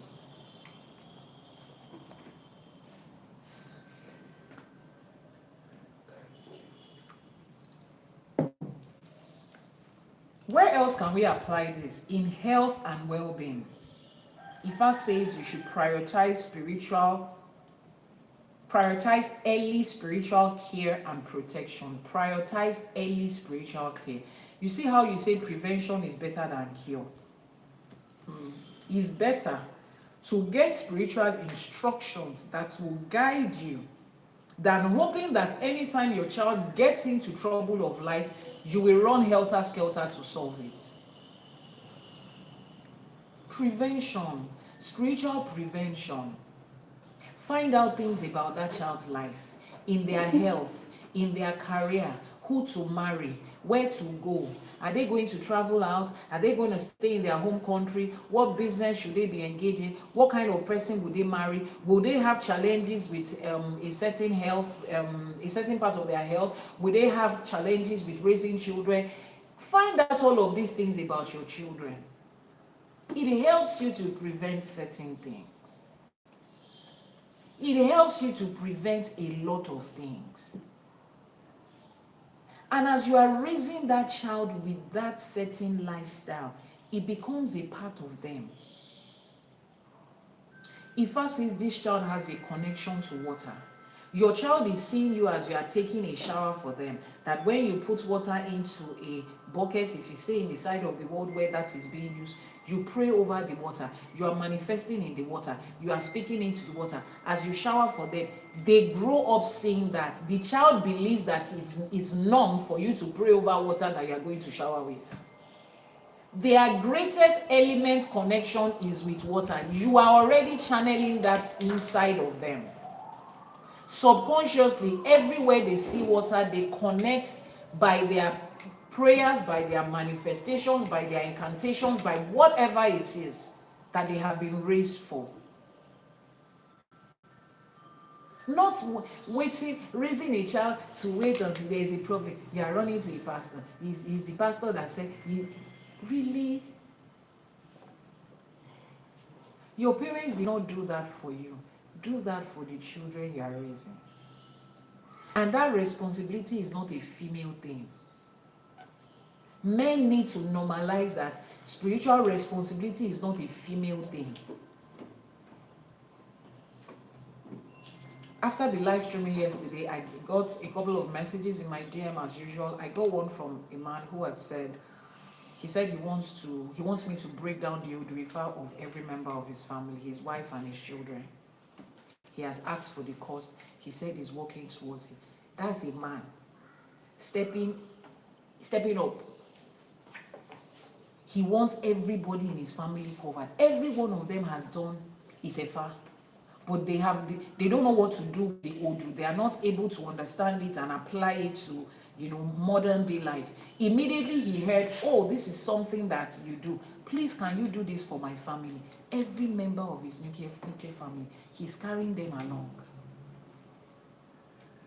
Please, let's normalize it, especially as regards health.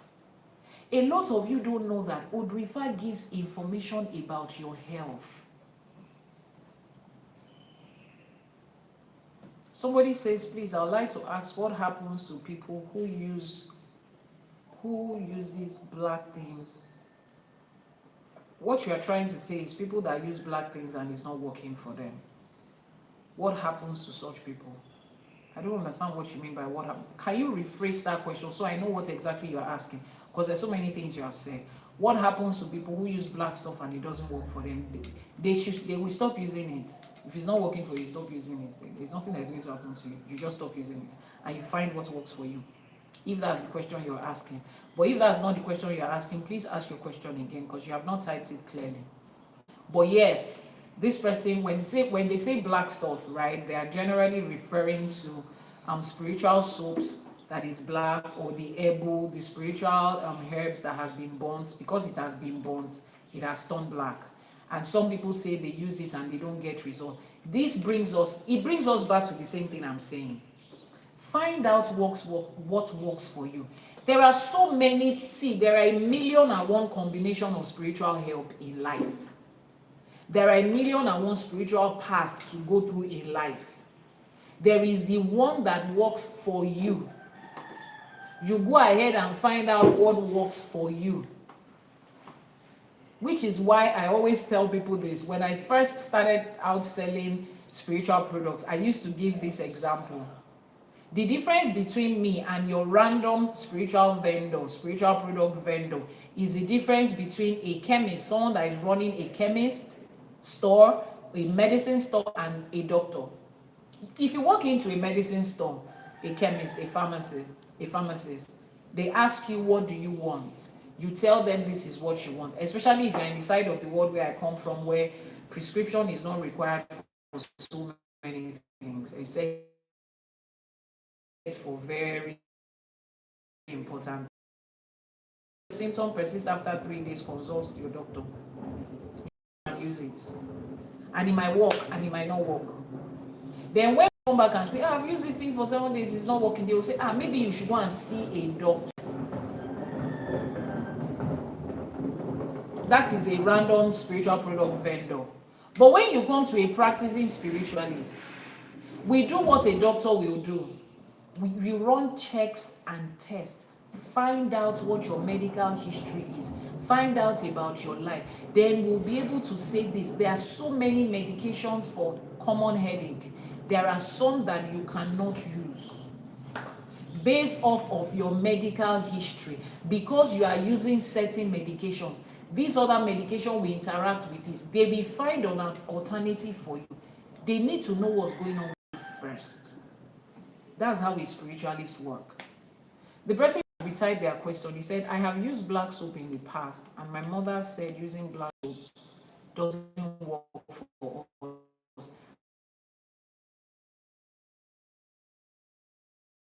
In general, word that people use, I don't know what they mean when, so I would prefer you just explain what you mean. But like you said, your mom said it doesn't work for you.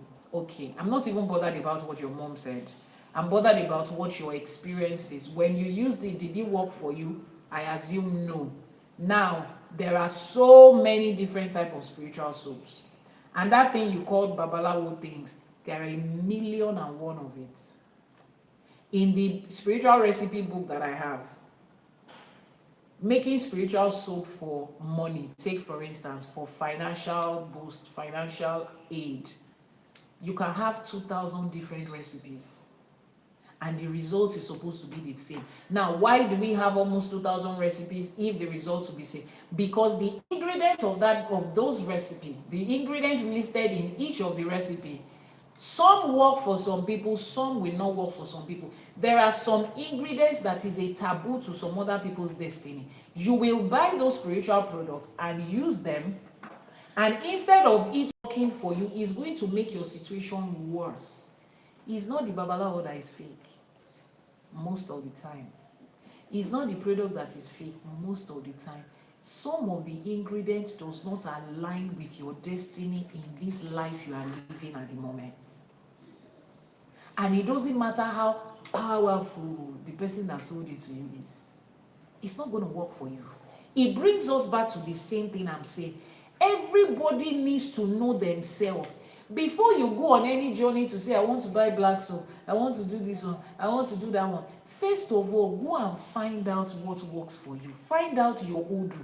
Read the blueprint of your destiny. Inside that your Odù, Ifá will tell you what you are supposed to be using.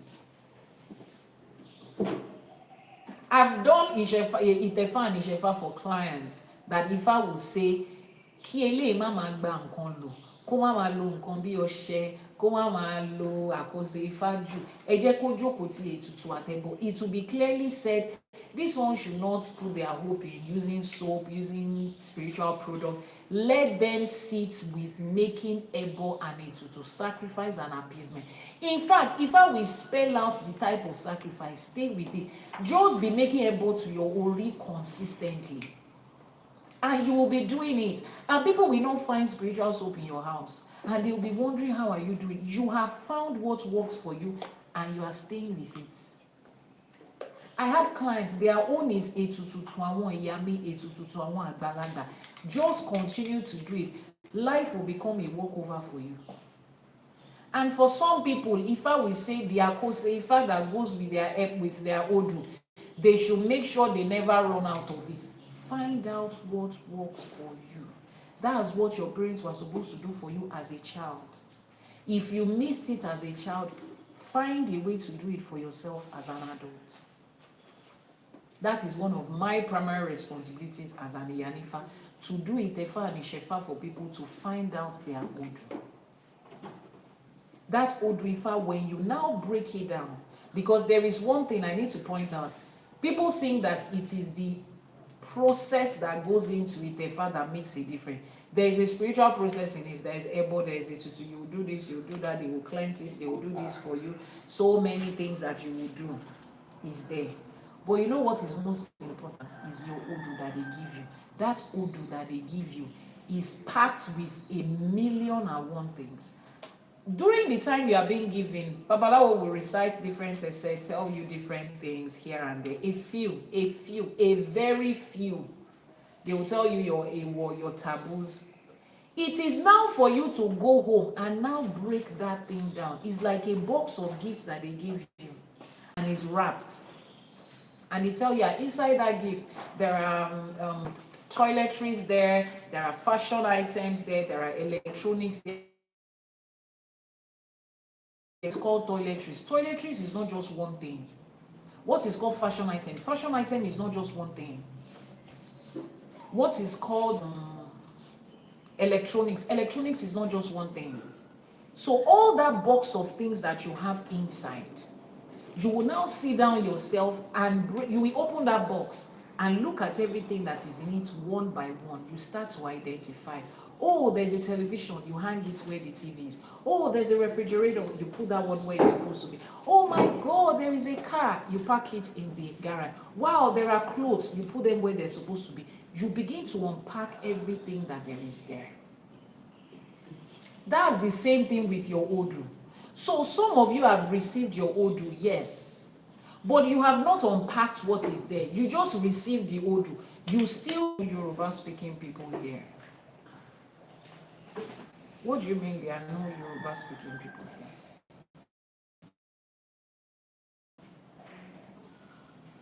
I don't understand. We are speaking English. What has no Yoruba speaking people? Or maybe you type something else. Maybe you imagine something else in your head, but your finger types something else. Because if what you just typed now is what you, I don't understand. Abi, non-Yoruba speaking people, you don't understand what I'm saying. And if you type English, that means you understand English. Or maybe, sorry rephrase your question. We don't get what you mean. All right, so that we can answer you.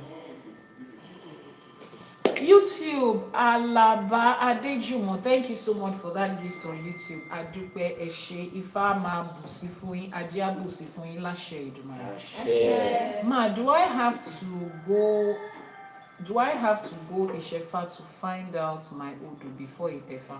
Okay, so here is the difference between the two. So many people mix it up. Itefa and Ìṣẹ̀fà, they mimic each other, okay? The thing itself is Itefa, all right? That process itself is called Itefa. That's what you are supposed to do. But with Itefa, you have to be there in person. It cannot be done in absentia. Now, I told you that Ifa meets everybody at every point they are. There is a Àkọsẹ̀jayé that needs to be done for a child. Now, once you have passed that age, you can't do it again. So what happens to people that they didn't do it for? That's where Itefa comes in. Oh, but they said Itefa, you have to be in person. I'm in the diaspora. I cannot come home. People are in the prison. People are bedridden in the hospital. People are in the diaspora and they have not gotten their complete papers. They cannot travel. Some people's work does not allow it. Some people are married or they are raised in family. Be careful with what you're doing. They are raised in family where no other person must know that they do this. What happens to such people? That is where Ìṣẹ̀fà comes in. That is where the Ìṣẹ̀fà, the one that is spelled with the S, that is where it comes in. Ìṣẹ̀fà, you go through a similar process. It gives you an Odù, gives you some information about your life, but it can be done in absentia. So if you cannot do Itefa, you cannot be there in person for whatever reason, or maybe you cannot financially afford Itefa because it is way more expensive than Ìṣẹ̀fà, you can still do that one. You understand? But if you are able to go straight to do Itefa, you don't need to do Ìṣẹ̀fà first. All right.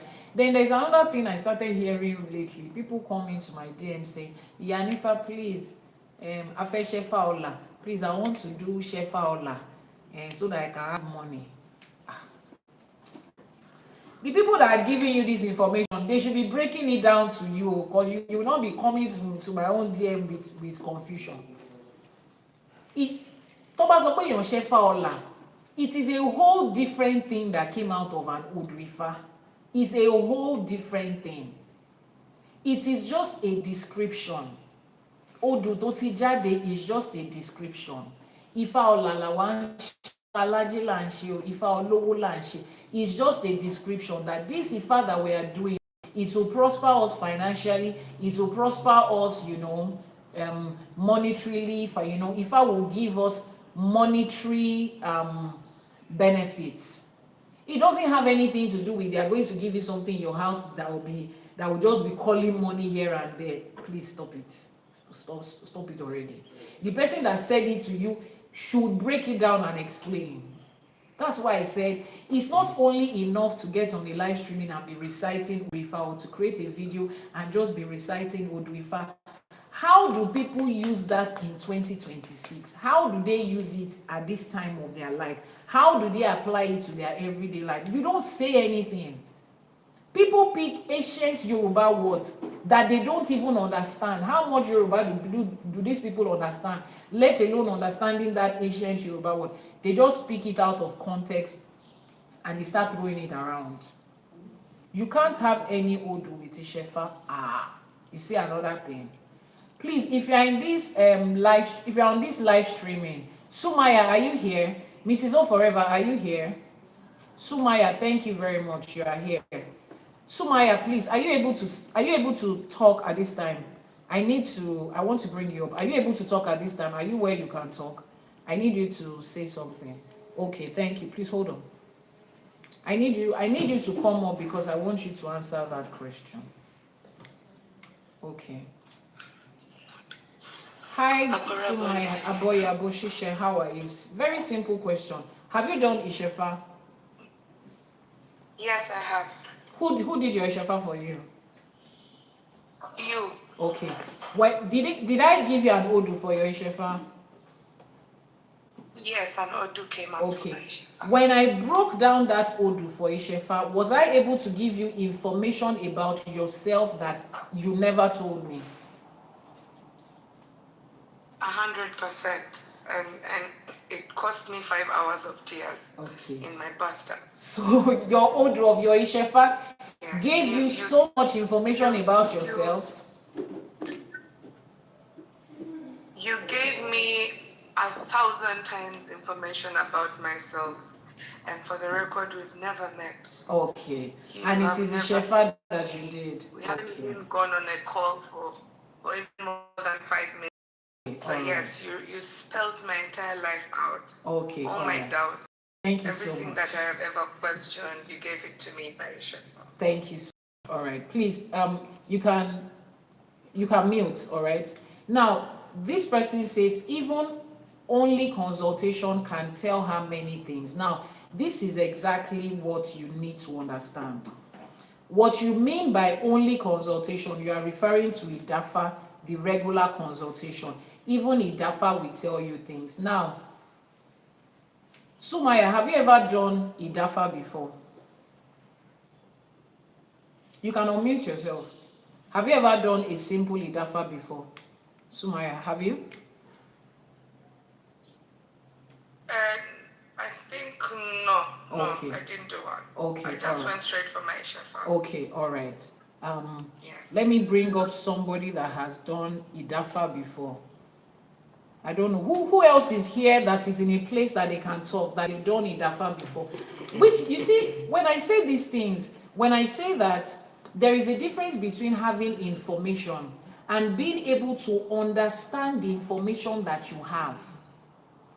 When you come into my DM and you ask me that you want to do a consultation, I tell you that there are 3 different types of consultation in Ifa. I break it down for you. And I tell you what each of them is able to do for you. There is no way you will go through the process of Ishefa and there will be no Odù. There was a casting that was done. What did that casting say?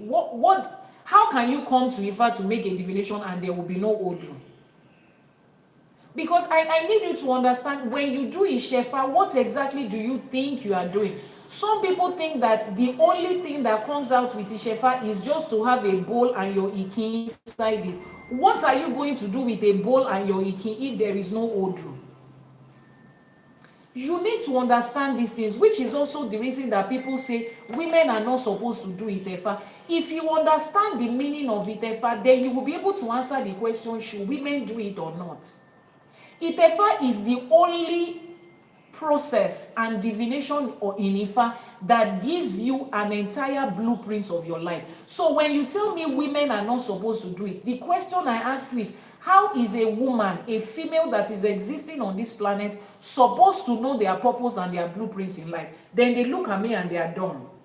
They can't say anything. There are a lot of these practices that you don't know the reason it is done. Which is why I tell people that, see, a time is coming when those of us that left religion into Ifa, we would understand the depth of Ifa more than the people that are born into it. And here is why. Those that were born into the practice, they picked up a traditional practice and they are just working with it. It's just everyday life. It's like someone that is born in Yoruba land and just speaks Yoruba naturally. Or those of us that are born in Anglophone countries and we are just speaking English naturally. We didn't go to school to study English. What an English graduate knows about English, we don't know it. Even if that English graduate is not from an Anglophone country. Things that they know about, what's it called? About when you break English down into literature, adverb, noun, use of all of these big construction things that is in English. You cannot know all those things by just speaking English. Your parents will never sit you down to tell you this is adverbial clause. This is a clause and a phrase. You just speak English. But the people that went to school to learn it will understand structure of English. That's the same thing that is happening. Those of us that are coming from Abrahamic religion into this, we are researching, we are asking questions, we are contesting a lot of things because we are coming from a place where We have been brainwashed at a lot of things. We do not want to enter into another form of religion without full understanding of what it is. But the people that are practicing just practice. The day I was having a conversation with somebody about should a female do Itefa or not, I asked the person, do you know that Itefa is supposed to mimic Akosejaye in your adult life? The person said, no, Akosejaye is a different thing. Itefa is a different thing. You see where it is now. When you hold a baby, if you have seen video of Akosejaye, they take a baby and they place their feet on the Okmo Ifa. They will use the essay of that Omo Lati Te Ifa. They will put their feet on the Okmo Ifa. Lati Fite. That is Itefa. You use something to press on something. One fi in kokon, one fi te in kokon. It is mimicking it in adult life. And when you are not able to do, why do you think that Ishefa can be done in absentia and Itefa cannot be done in absentia? The information, Idafa is a form of consultation. Ishefa is a form of consultation. Itefa is a form of consultation. Every time you consult with Ifa, Ifa speaks.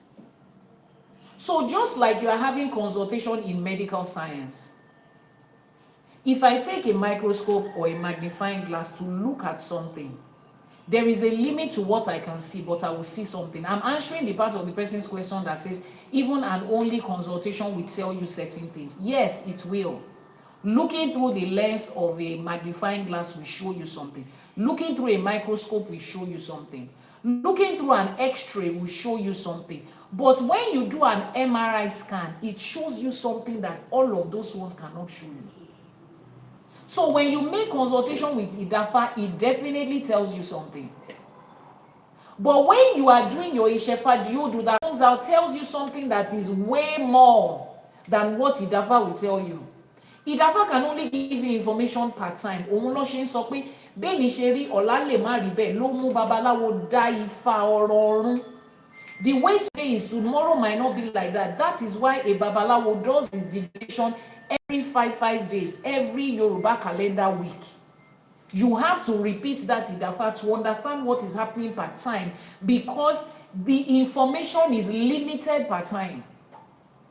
Wọ́n ṣe sọ pé òun ló mú babalawo máa tẹ̀fá ọ̀rọ̀ ọ̀run. Why is a babalawo not repeating Itefa? Why is Itefa a once in a lifetime thing? Because that Odù that comes out gives you your entire blueprint. You don't need to have another entire blueprint. You do not need to have, it is just this one life you are doing. Why do you go and do it 2 times? Except, of course, if you believe that the process was not done properly, you believe that the information was given to you that is wrong. That is when you need to. When you go and do your DNA test, do you do DNA test every year? Or every 5 years? No. As long as you trust that the process was done correctly, that DNA test, you can use it for life. But when you are going through a health situation and they are checking you to see how you are improving, they are checking from time to time because it can change. That is the limit of Idafa. The process that Ishefa goes through, your own Iki is gotten to make a divination. They are reading your life on a personal level. Now you have your own Ikifa consecrated for you. They are not using a general divination tool like Okpele that the Babalawo will use for everybody. There is a reason that when they are doing Ishefa and Itefa, it is not Okpele that is used for you as a person. It is Iki. It's just like your imaging tool, the machine that you use for MRI and CAT scan. That is not the same machine that is a magnifying glass. What is contained in those 2 machines are different because what they are supposed to see is different. And these are informations that people do not have. Why? Because a lot of you did not research Ifa the way a lot of us that are coming from Christianity, particularly those of us that grew up in Christian's home and we became pastors. We saw the in and out of Christianity. We had questions. Somebody like me, I came into Ifa because I had questions, not that I had a problem if I wanted to solve. I went around places searching information. asking questions. My YouTube was not my, I've said it before here, YouTube was not my guide. Internet was not my, I just felt something as serious as this is not online, or the information that is put online is still controlled. I wanted to hear from the mouth of people. I asked questions on a 10-year journey. That's different from somebody that they just handed things over. So, and there is still a lot of information packed inside the fact we don't know. People do not know what Ìṣẹ̀ṣe, what it encompasses. Even a lot of Babalawo that is practicing it, I will tell you this, they don't understand what it encompasses.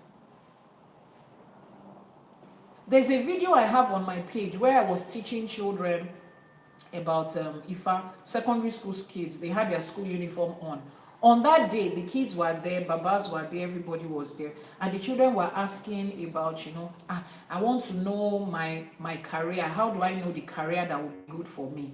And I said, I can do a divination for you with Opele right now to ask, can you be a lawyer or a doctor? But you cannot run the rest of your life with the information from that Opele, that divination, because it is an Idafa. And the results might change in a couple of days, in a couple of weeks, in a couple of years, until you do your Itefa before you can find out that information. And then I broke it down. That was the first day that I got the revelation of that story that I explained. Ingbata anti kole orun bo wa sitaye. Ayale àjàlá, ìyẹn àjàlá mori níbi tá a ti yan orí, tá a ti yan ìpín, tá a ti yan ṣẹ̀dá. Ìgbà tá délé ayé màjèsín lọ bí wa, àwọn tí ìpín tá yàn mọ́, àwa ń wá ìpín yẹn káàkiri, kí mo wá gbélé ayé ṣe. Wọ́n wá ní ẹnìkan wà níbẹ̀ ńjọ́ tó yan orí, òun ni Ifá, òun ló ṣe ẹlẹ́rìí ìpín tó yàn. Ó yá nílé Ifá kí Ifá wá sọ̀pín tí mo yàn fún mi. Ifá ní ká fìpàdé sí Gbódù, ibẹ̀ ni mo ti máa sọ ìpín tó yàn. La bá fìpàdé sí Gbódù, lọ́ba dáfá, ibẹ̀ ni odù yẹn ti jáde tó sọ ìpín tó yàn. Let me narrate it in English. When we were coming from Ọ̀run, loosely translated as heaven, loosely translated as the earth, we stopped by the house of an Orisha called Ajala, Mori, the one that molds Ori, that molds your destiny. And we had picked one. When we came into this life, we were born as infants, with little or zero knowledge of what we picked and where we are coming from. And we were just living life. And at some point, you get to ask yourself the question, what is my purpose? What am I doing here? And people say, every one of us picked a destiny. I don't know if I ever picked a destiny. I don't know what that means. Oh, somebody was there that witnessed the destiny. That is where we call Ifa Eleri, the witness of destiny. Oh my goodness, somebody was there. Please, can we go to the person? And you go to the house of Ifa, and Ifa says, let's make a date. Oh, where are we going to have this date? In Igbodu. Meet me there. I will explain to you what your destiny is. And when you get into Igbodu, you are given an Odù. An Odù is a chapter of Ifa where information is contained. And you sit down and break it down and you get it. And people were there that day. Elderly babas were there that day. Like I've never looked at it from that angle before. One of the things that I came to look for in Ifa was, I want to know what I'm here to do. I had questions.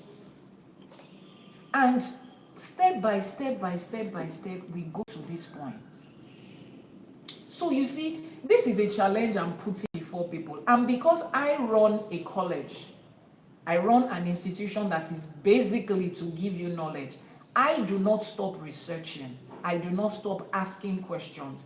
I wasn't handed Ifa to say, oh, it was orally passed down.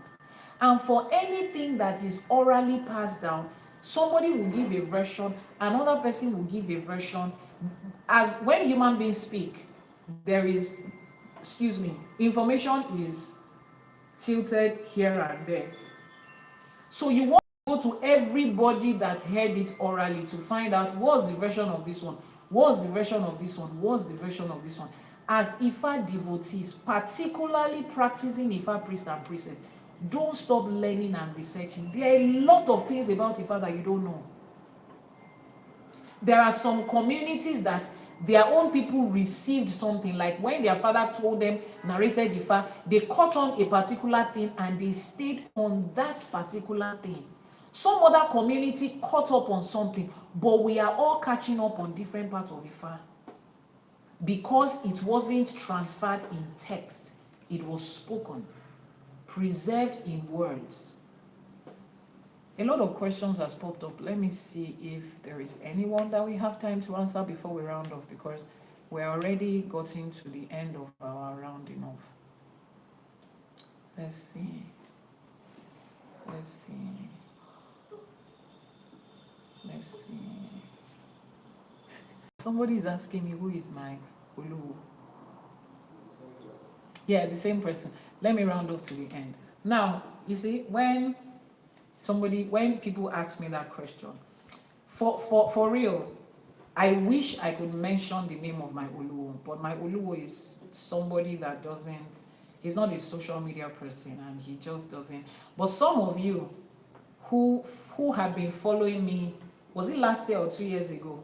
But I'm 2 years ago, who had been following me 2 years ago when I used to stream. A lot of you in the comment section will be like, look at the Baba. Now, let me just give you an idea. He is, when you are looking for threefold friends in Ifa, when you have Professor Wande Abimbola, Baba Elebuibo, he's the third person in that their friend fold. Yeah, so I did not, my Oluwo is not somebody that is random when it comes to Ifa.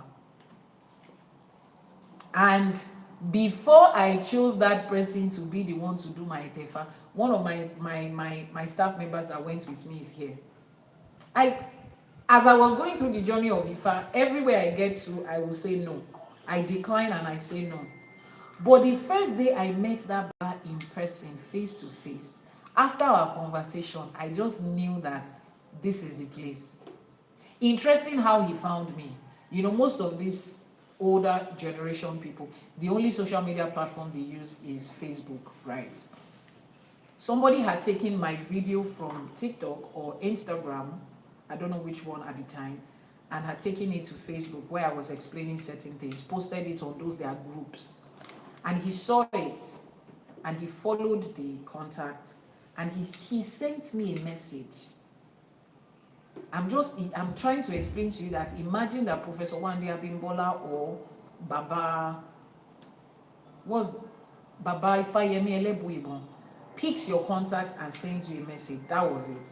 And I didn't know him because he's not as pronounced on social media as his other two friends. And he sent me a message on WhatsApp. At that time, he was in the US, and then he called, you know. I saw the message. Naturally, you cannot come into my DM and not send the message you just called. He just called immediately. I ended the call. He called again. At the third time, I was like, let me call and tell this person, at least drop a message, I would attend to you. And then I heard the person's voice. How are you? He was an elderly man, so, okay, I was a little bit calmer. And he was like, this and this, so that he mentioned something like, Egbe, you are one of our Egbe say I should reach out to you. I was wondering what this Baba talking about. He now mentioned his name. Do I know him? I said I've heard the name before, but I don't know who the person is. And then he sent me a picture of books that he has written. So from his books, I had known him because I'd seen those books, I'd read those books, and I'm like, wow, sorry, sir. I'm very sorry, sir. Like this and he was like, he said, when I eventually met him, he said, when I gave him that first response, he said he muted the call, or maybe he said it in his mind that, Shebi, I told you people, these young people, what come mama disrespect you? Like he was speaking to his spirit or his better. I told you I did not want to reach out to this person. A Babalawo does not reach out to somebody at first, but he said his spirit will not let him be. At that time, he was in the US. He works partly in the US and in Nigeria. And then he said when he gets back to Nigeria, he will let me know. And he got back to Nigeria, he called me. And I went to meet him. And I didn't know where I was going, so I didn't go alone. One Baba just called me on social media. So I took Royal Arts along. He said bodyguard. I took Royal Arts along. I said, let's go there together. Now, Royal Art has been working with me for about 12 years. We've been friends, we've been family. He has become family over the last 12 years. So he knows me very well. So we got there, I got to the house. I love the environment of the house. And then we sit down and then we are talking. The Baba is talking to me. And all the while he's talking, I'm looking at Royal Art and I'm like, and the two of us are smiling. And then Baba said, sorry, why are you smiling? Is it that what I'm saying? I said, everything you're saying is true. And I'm just wondering where you got this so much information about me, that this person knows me very well. So the moment he says something that we both know is true about me, we just look at each other, we just smile. And that day I told him, I said, this is where I'm doing my Itefa. Oh, he said, no, go and think about it. No, maybe you are just excited about it. I'm not excited. I don't get excited about things the way people think people get excited, or the way other people get excited about things. My spirit communicates more than my physical self, And I pitied it. I was like, and I called him back. He said, go and think about it. I called him before the end of that day. I said, I've thought about it, sir, and I'm still of the same opinion. It's like a couple of days. I said, sir, I want to come and do my Itefa on Wednesday. Let's just keep to that part. And I went there and we did. And see, there are a lot of things that happened on that journey. And Ifa is a lot. Ifa will make you feel like this because this is just you compared to what the entire information is. And one of the reasons I don't go into public places telling an Ifa priest, oh, you are misleading people, oh, you are this. Do you know why? It's because everybody is learning. When the debate was going on all over social media, women are not supposed to be Iyanifas, women are not supposed to be to do Itefa. When you listen to the people that say it, you understand that it is deeply rooted in their own community. And they are following it. It doesn't make them wrong. It just means that is the information they received. And they are going with the information they received. Some other people will pick another part of Ifa and go with the information that they received. So let's how would I put it? Let's understand that when we're doing things. When I listen to other people and they have a different opinion from me about certain things in Ifa, all I just want to know is, where is the Odù Ifá for this? How did you learn? And when they tell me the history of how they came about that, I add it to my information. When I now sit down and meet my babas who are professors in this journey, they now explain to me, in Ekiti, this is the reason they do it like this. In Ilaro, this is the reason they do it like this. In this place, this is the reason they do it like this. Then you understand, okay. So the challenge has always been oral dissemination of the information. Oral dissemination of the information. And it is a progressive learning.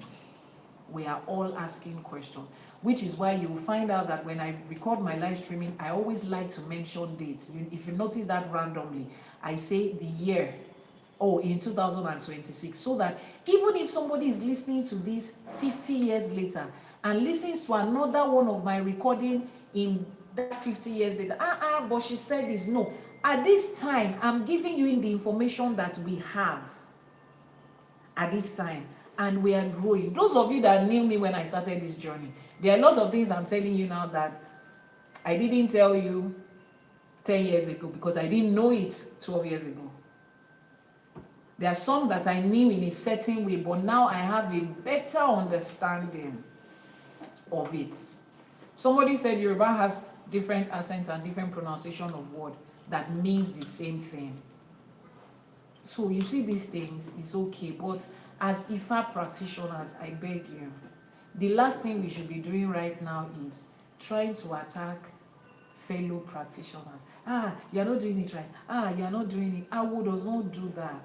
Ọ̀gbẹ̀rì ló ń ṣe bẹ́ẹ̀ yẹn. Awo does not do that. We are still trying to build structure. We don't need that right now. We don't need ẹlẹ́yàmẹ̀yà. We don't need that right now.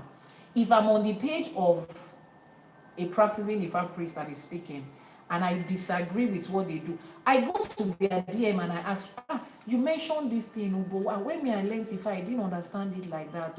Is there any Odù for it? Is there any story for it? Is there, is there a particular explanation to where that came from?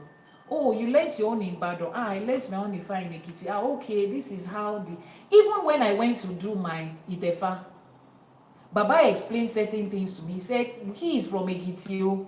This is the way they do it. If you speak to people in Oshogbo, it will be different. This is the way we do it like that in Ekiti. This is why we spend this number of days. But when Ifa was getting to some other side, this is the way they pick it up. It is like that. We are all, we have one goal. We are all running towards one goal, which is what? Digging out the lost information of Ifa and bringing it to light. We are not fighting ourselves. We are not here to, we don't need that. Ifa is Ifa. I'm just a mouthpiece that is speaking. I'm not Ifa. I don't have the absolute knowledge of Ifa.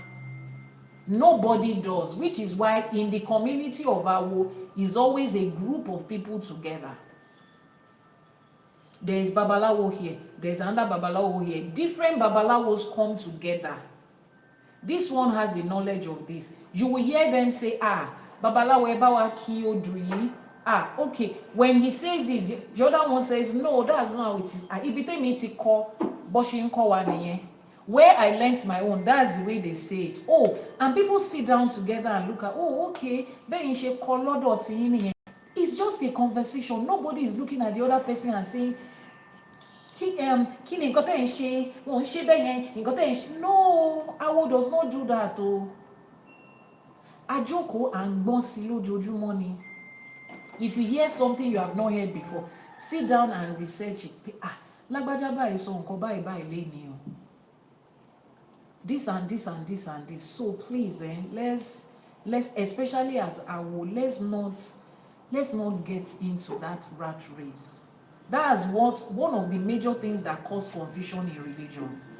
The moment you started having Baptist, Methodist, Anglican, Deeper Life, Redeem, that's you see, the moment you start to have that segregation and somebody wants to take hold of something that is bigger than them, as I am the full custodian of it. If it is not done this way, no, that is what caused the segregation they have. It's okay for some people to say, Odotiwa, there is nothing like Iyanifa. A woman cannot do Ifa, is okay. The people that believe it, let the women do. As the women are doing the Ifa, is Ifa not speaking? Let them do it. You don't have to accept. It's just the different parts. The different parts of it. People pick this thing and it's working. I brought up somebody. That's why I brought the person up. So how do you explain to that person now that there is no Odù in Ishefa and she received Odù and her Odù pretty much restructured her life? The Odù came from Ifa. The information he gave her, it correlates with her. How do you explain to that person that this thing they did for you is wrong? That's what I'm saying, because that's the exact answer I gave to the person that was talking about jewelry. You don't wear too many jewelries. Can you explain to me how it directly affects my human existence or affects another person? There's no explanation for it. So why are we building a mountain out of it? But when you find something that directly affects your life and benefits your life, and you're telling the person that thing does not exist. A lot of people have told me, I've heard it several times, the Odù that comes out in Ishefa is not useful for anything. I sat down with it myself. Some people have done Ishefa before they did Itefa. I, for one, I did Ishefa before I did Itefa. I took my 2 Odù, I broke it down. And I saw that the information in my Odù Ishefa is a part of the information of my Odù in Itefa. It is a part of it. It's like 70% information was given. there is a correlation with it. It's leading to somewhere. So then I was asking myself, why did people... It meant that those people probably didn't sit down to break this thing down. They didn't. They just went on with, did somebody said, and it goes on with it. And that's also okay. It's not a bad thing to follow your ancestors blindly. It's not a bad thing. But be more than that. Thank you so much, Ayo. More than that, let's continue to dig knowledge. You see how people are sitting with Ifa in mathematics. Some people are researching the physics part of Ifa. Some people are researching the technology part. The same Odù that you will look at and you will say, Ifa says God will bless us and give us money. Somebody that is coming with a physics brain is looking at that Ifa and he's finding wires and electronics and gadgets to join together. He's building a technological device from that same Odù that you are looking at. That same Odù that the only thing you can see is if I will give us money, if I will give us children. He is seeing electronics in it.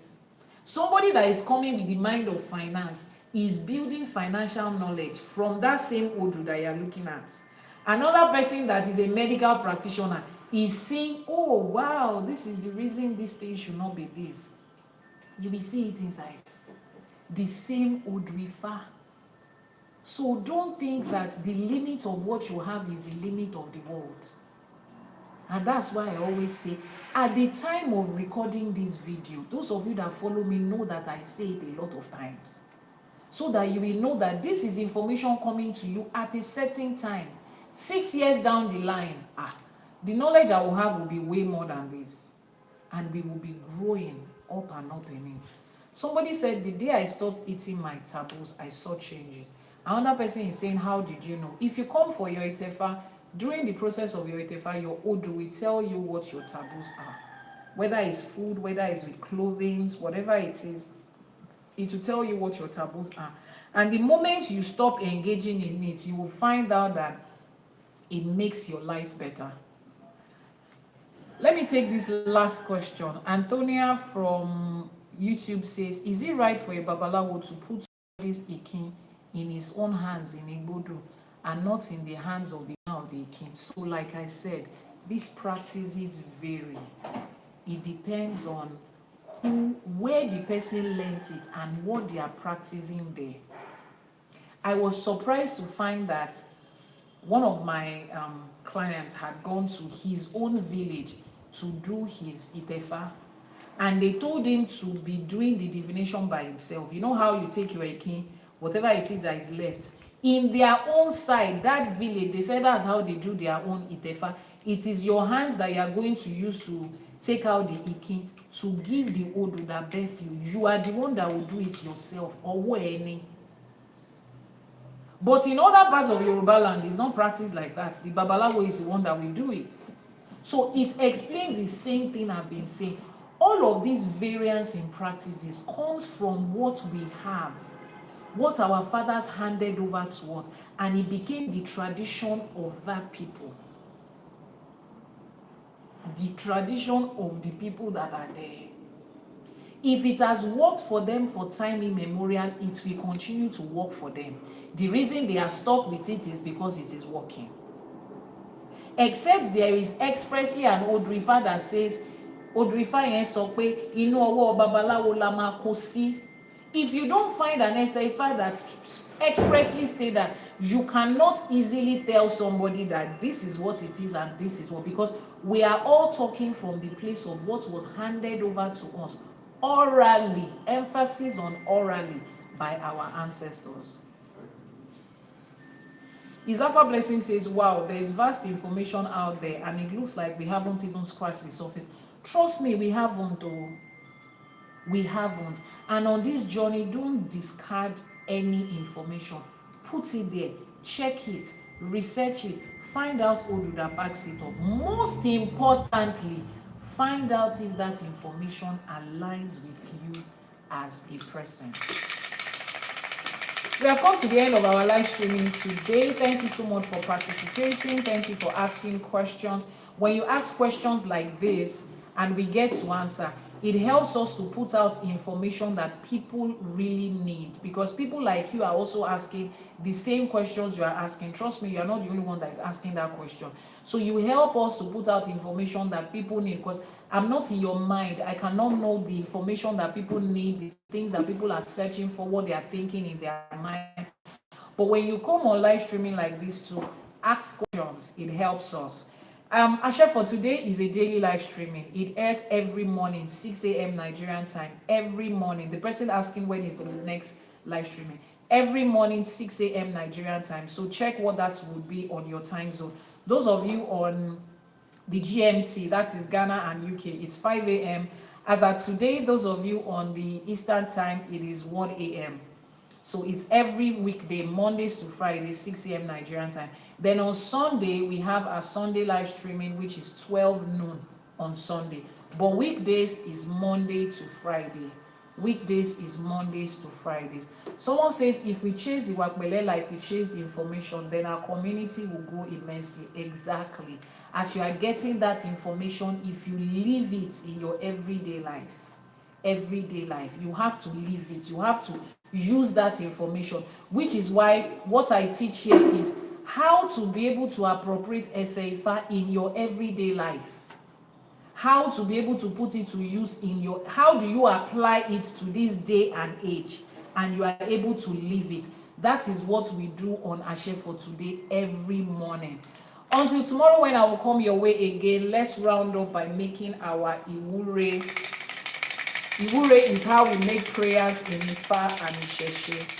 Adúpẹ́ lọ́wọ́ Ifá, adúpẹ́ lọ́wọ́ Elédùmarè. Do you do consultation? Oh, that's my primary responsibility as an Iyanifa. My primary work is a consultation. Somebody is going to post the WhatsApp number on your screen right now. So you send a message to WhatsApp. The WhatsApp number is on your screen right now. Chief Iyanifa Ewa, that WhatsApp number, it's a verified number. If the number that you are chatting with is not a verified number that has Ifa College and Iyanifa Ewa, that's not the number. It's a number that has been verified by WhatsApp as the only contact, official contact of Iyanifa Ewa and Ifa College. So whatever it is you need a divination, you want to do your իշέφα, you need spiritual products, you need health benefit products, you need guidance, you need what? Every other thing in between, just send a message. And don't forget to check our website. This is an actual school, an actual Ifa school, where you are taught the undiluted, unwatered down truth about Ifa in a structured environment that aligns with you, irrespective of the time zone you're on, your work schedule. It is very flexible. You start your classes when you want to, you pause when you are busy, resume when you're ready, continue when you are ready, end when you are ready. It's very flexible. So you want to check the website, ifacollege.ng. If you're catching a replay, every information you need will be in the description box below. And we just concluded episode 1 of season 4. So if you are catching us for the first time, it means that you missed season 1, season 2, season 3. And we have picked on different Odù Ifás, different Ifa in each of those seasons. Season 1 had 26 episodes. Season 2 had 30 episodes. Season 3 had 30 episodes. So in total, we have had about 80-something episodes of Ashe for today. So you can catch a replay of that, 86. You can catch a replay of that on our YouTube channel, Iyanifa Ewa TV on YouTube. Just go to YouTube and type Iyanifa Ewa TV. It will pop up and you'll be able to get it. For those of you that have not gotten the Ashe for Today devotional for your kids, remember today we are talking about how to start spirituality early. So there is a version that is appropriate for children. I mean, a lot of things we talk about here is for adults, but there is a version of it that is appropriate for children that helps your children to learn the Odù Ifá, the Ifa, the teachings of it, and helps them to apply it to their child life, child age. So we have from age 3 to 6, we have for age 7 to 11, and we have the teenagers, which is 12 and above. So if you click on the link in the bio of this TikTok channel, if I call it TikTok channel, the link in the bio, it will take you to be able to get your copy of Ashe for Today.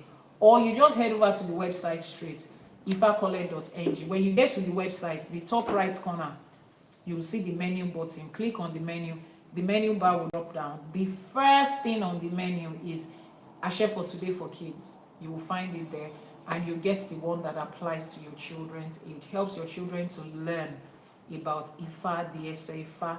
Most importantly, breaks it down the way a child of that age bracket will be able to understand it and apply it to their everyday life, to develop their Iwapele. A lot of you are not able to teach your children at this age, so Ashe for Today for Kids helps you to teach your children. And then you find other courses there. The complete 256 Odù Ifá mastery course, where you learn 2 essay Ifá from the Odù till you learn the entire Odù Ifá. The School of Iyanifa is there. We have a structured environment where people can get trained to become an Iyanifa. It takes between 4 and 5 years to complete that process. Some people might complete that in 3 years based on the fact that they are already practicing. They just want to get more knowledge. So the School of Iyanifa is there. Ifa Business School is there, where we are learning, unlearning and relearning what Ifa says about financial knowledge, wealth creation, wealth building, and legacy building, which is what our ancestors gave us. Life was not designed that you will start to work, you will earn money, then your children will start from the same point again, then your great-grandchildren too will start from the same point. Yoruba people have been known for legacy building. Africa as a whole, legacy building was what we were taught. But then that education of finance from Ifa was taken away from us and replaced with what we know today as Western education.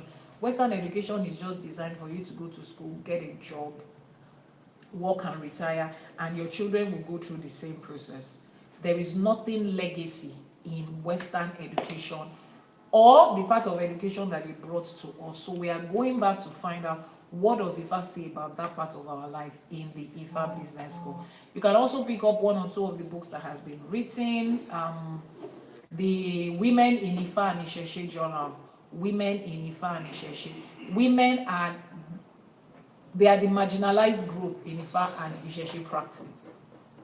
Westernization, Western education, colonialism has reflected patriarchy so much in Africa that it has filtered into our practice of tradition and culture and spirituality, which is not supposed to be so. It was not meant to be like that. What we have right now is not what was handed over to us. So I'm helping women to find out exactly who they are in Ifa and who Ifa says they are in that 30-day journal.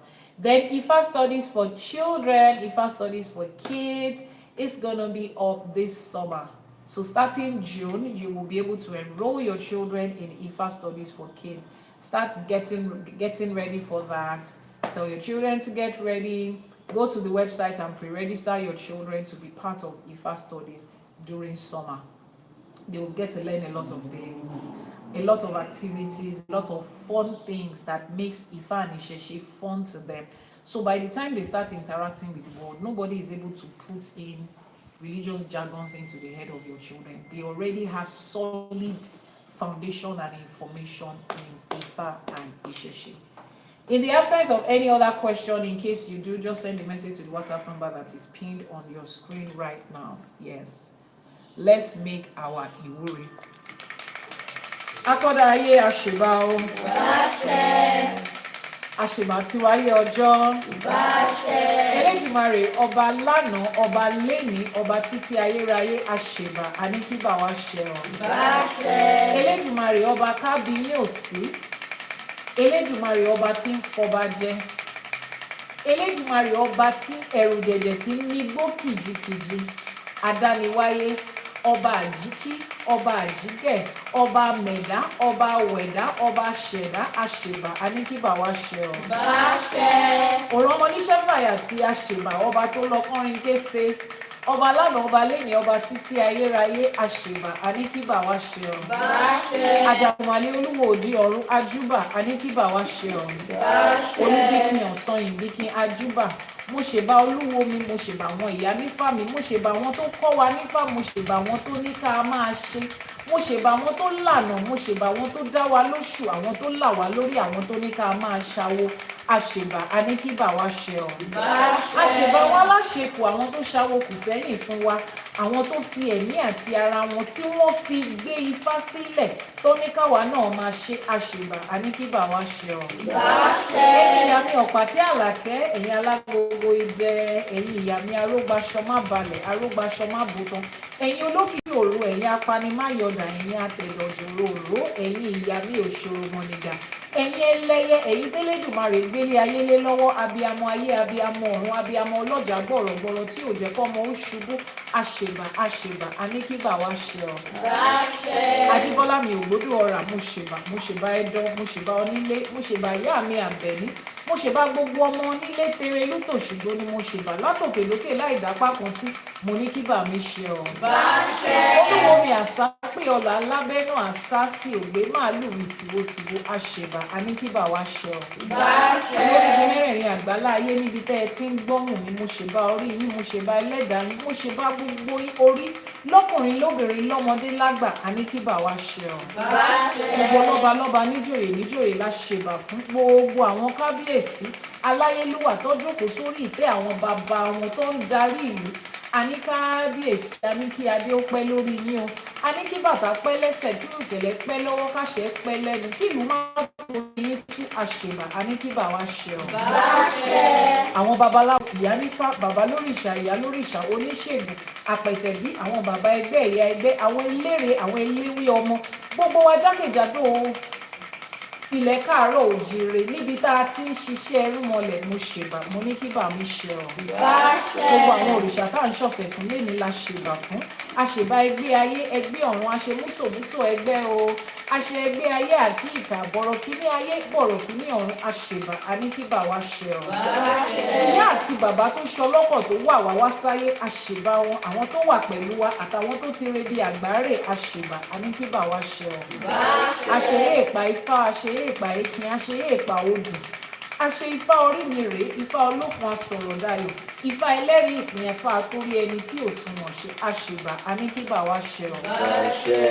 Òturupon ọ̀sẹ́ àṣèbà Òturupon ọ̀sẹ́ lódù Ifá tá a kọ́ léèmọ̀ tá a ti mú ẹ̀kọ́ jáde ńbẹ̀ ọgbọ́n ìmọ̀ àti òye tá a mú níbẹ̀ òun ló máa jẹ́ tiwa ó ti dénú wa báyìí ó ti dodindi àwa máa wu ìwà pẹ̀lẹ́ láti inú ọgbọ́n tá a mú láti inú ẹsẹ̀ Ifá yìí láṣẹ Èdùmàrè èmi àti yín ò ní ṣe lásán àní gbọ́ lásán àní wí lásán àní ṣefá lásán Ifá ti gbé àwọn ará iwájú Ifá gbèmí àti yín láṣẹ Èdùmàrè èyí lọ́jọ́ ajé ògúngúrú sọ onísọ òbòjì kájé wá fi ilé wa ṣẹlé kájé wá fi ọ̀nà wa ṣọ̀nà wọ́n ní kí ló fi ń bu ajé ló tún fẹ́ ẹran ọ̀gẹ̀dẹ̀ ní ẹran ọ̀gẹ̀dẹ̀ yẹn òun ló ní kára tù wá kára dẹ̀ wá pẹ̀sẹ̀ ara tu èmi àti yín láṣẹ Èdùmàrè afárá oyin ló fi ń bu ajé ló tún fẹ́ afárá oyin ló ní kó dùn fẹ́mi àti yín láṣẹ Èdùmàrè ayé wa ò ní so kíkan kò ní so kíkorò láṣẹ Èdùmàrè wọ́n ní kò sẹ́ni tó ń fi oyin sẹ́nu tó ń tú jáde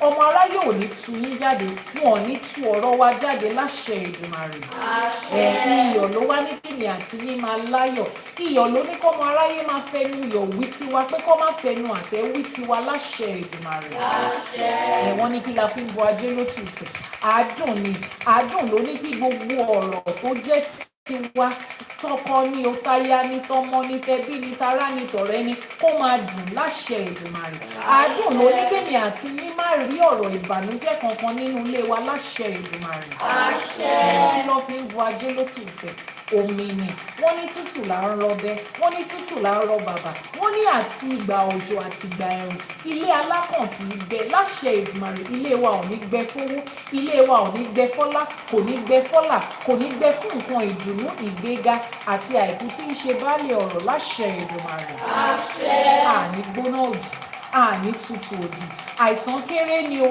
ó tóbi ni o ó gbóògùn ni kò gbóògùn ni ọmọ aráyé ò ní fi kankan nú ẹ̀ ṣe wá láṣẹ Èdùmàrè wọ́n ní láti kékeré báyìí ní ṣẹkúnṣẹkún ti ń gbégbá ajé lọ́mọ tiẹ̀ lórí àwa ti gbégbá ajé tiwa báyìí ajé ti wá dúró tiwa ajé ti bá wa ṣe ajé ti fi ọ̀nà wa ṣe ọ̀nà ó ti fi ilé wa ṣe lé èmi àti yín àwa máa lájé lọ́wọ́ ni àní lájé lọ́rùn láṣẹ Èdùmàrè àní rí ajé nínú àní rí ìbínú ajé láṣẹ Èdùmàrè tí àwọn ẹgbẹ́ tiwa ti wá náwó èmi àti yín ò ní ná ojú níbẹ̀ láṣẹ Èdùmàrè. Nídìílé ìyá ni o, nídìílé bàbá ni, nídìílé ọkọ ni o, nídìílé àna ni o, láàárín ọ̀rẹ́ ni o, ajé ògúngúlú sọ á gbè wá láṣẹ Èdùmàrè. Wọ́n ní àbùdí báyìí òun tó lókun, àbùdí ní tọlọ́sà bá a ṣe ń bù tá a ná á máa dí fún wa ní láṣẹ Èdùmàrè. Wọ́n ní ọwọ́ ṣàṣàmùrà ọwọ́ ẹ̀ ò kí ń kàn sálẹ̀ àpò, àpò ẹ̀ ò kí ń gbẹ, àpò èmi àti yín ò ní gbẹ, ọwọ́ wa ò ní kàn sálẹ̀ àpò láṣẹ Èdùmàrè. Àní lọ́kàn tán ká tó ná mi, àbùdí ló máa jẹ́ fún wa láṣẹ Èdùmàrè. Wọ́n ní àtọ̀tún àtòsí báyìí òun lẹyẹlé fi ń kóre wá, ẹyẹlé á wá kóre wá fún wa, ire gúúsù ni o, àríwá ni o, ìlà oòrùn, ìwọ̀ oòrùn, àárín gbùngbùn ayé báyìí lọ́sìn máa gbére wá fún wa láṣẹ Èdùmàrè. Wọ́n ní lódindi látàrí ń di ti àtàrí kan ìdí tiẹ̀ láàbọ̀, orí odindi báyìí lọ́ máa gbé wá fún wa, àní gborí àbọ̀, àní dúpẹ́ tipátipá, àní gborí tipátipá láṣẹ Èdùmàrè. Orí tá a wá máa gbà á bá wa kalẹ̀, kò ní gbọ̀n dànù lọ́wọ́ wa, ọmọ aráyé ò ní gbọ́n oore wa dànù lọ́wọ́ wa, iṣẹ́ tá a fàárọ̀ ṣe àti ìta à ń fọ̀ṣọ́ ọ̀sán ṣe lọ báyìí ó máa bá wa kalẹ̀ ní láṣẹ Èdùmàrè. Èmi àti yín orógbó ló ní ká gbó, òun ló ní ká tọ́, òun ló ní ká fèrègì jòbì, òun ló ní ká fọwọ́ pa ewu láṣẹ Èdùmàrè. Kò wá sí bá a ṣe lè pẹ́ láyé tó àní mọ sàárè ọmọ, kò sí bá a ṣe lè pẹ́ láyé tó sẹ́ àní mọ sàárè ọmọ, kò sí bá a ṣe lè pẹ́ láyé tó àní fàìsàn lògbà láṣẹ Èdùmàrè. Àwọn èèyàn ń dàgbà lọ nílé ayé wọ́n wá lọ ń ṣàìsàn, kí ló ṣe wọ́n dàgbà ni, àwa ò ní fi àgbà tiwa àní fi ṣàìsàn láṣẹ Èdùmàrè.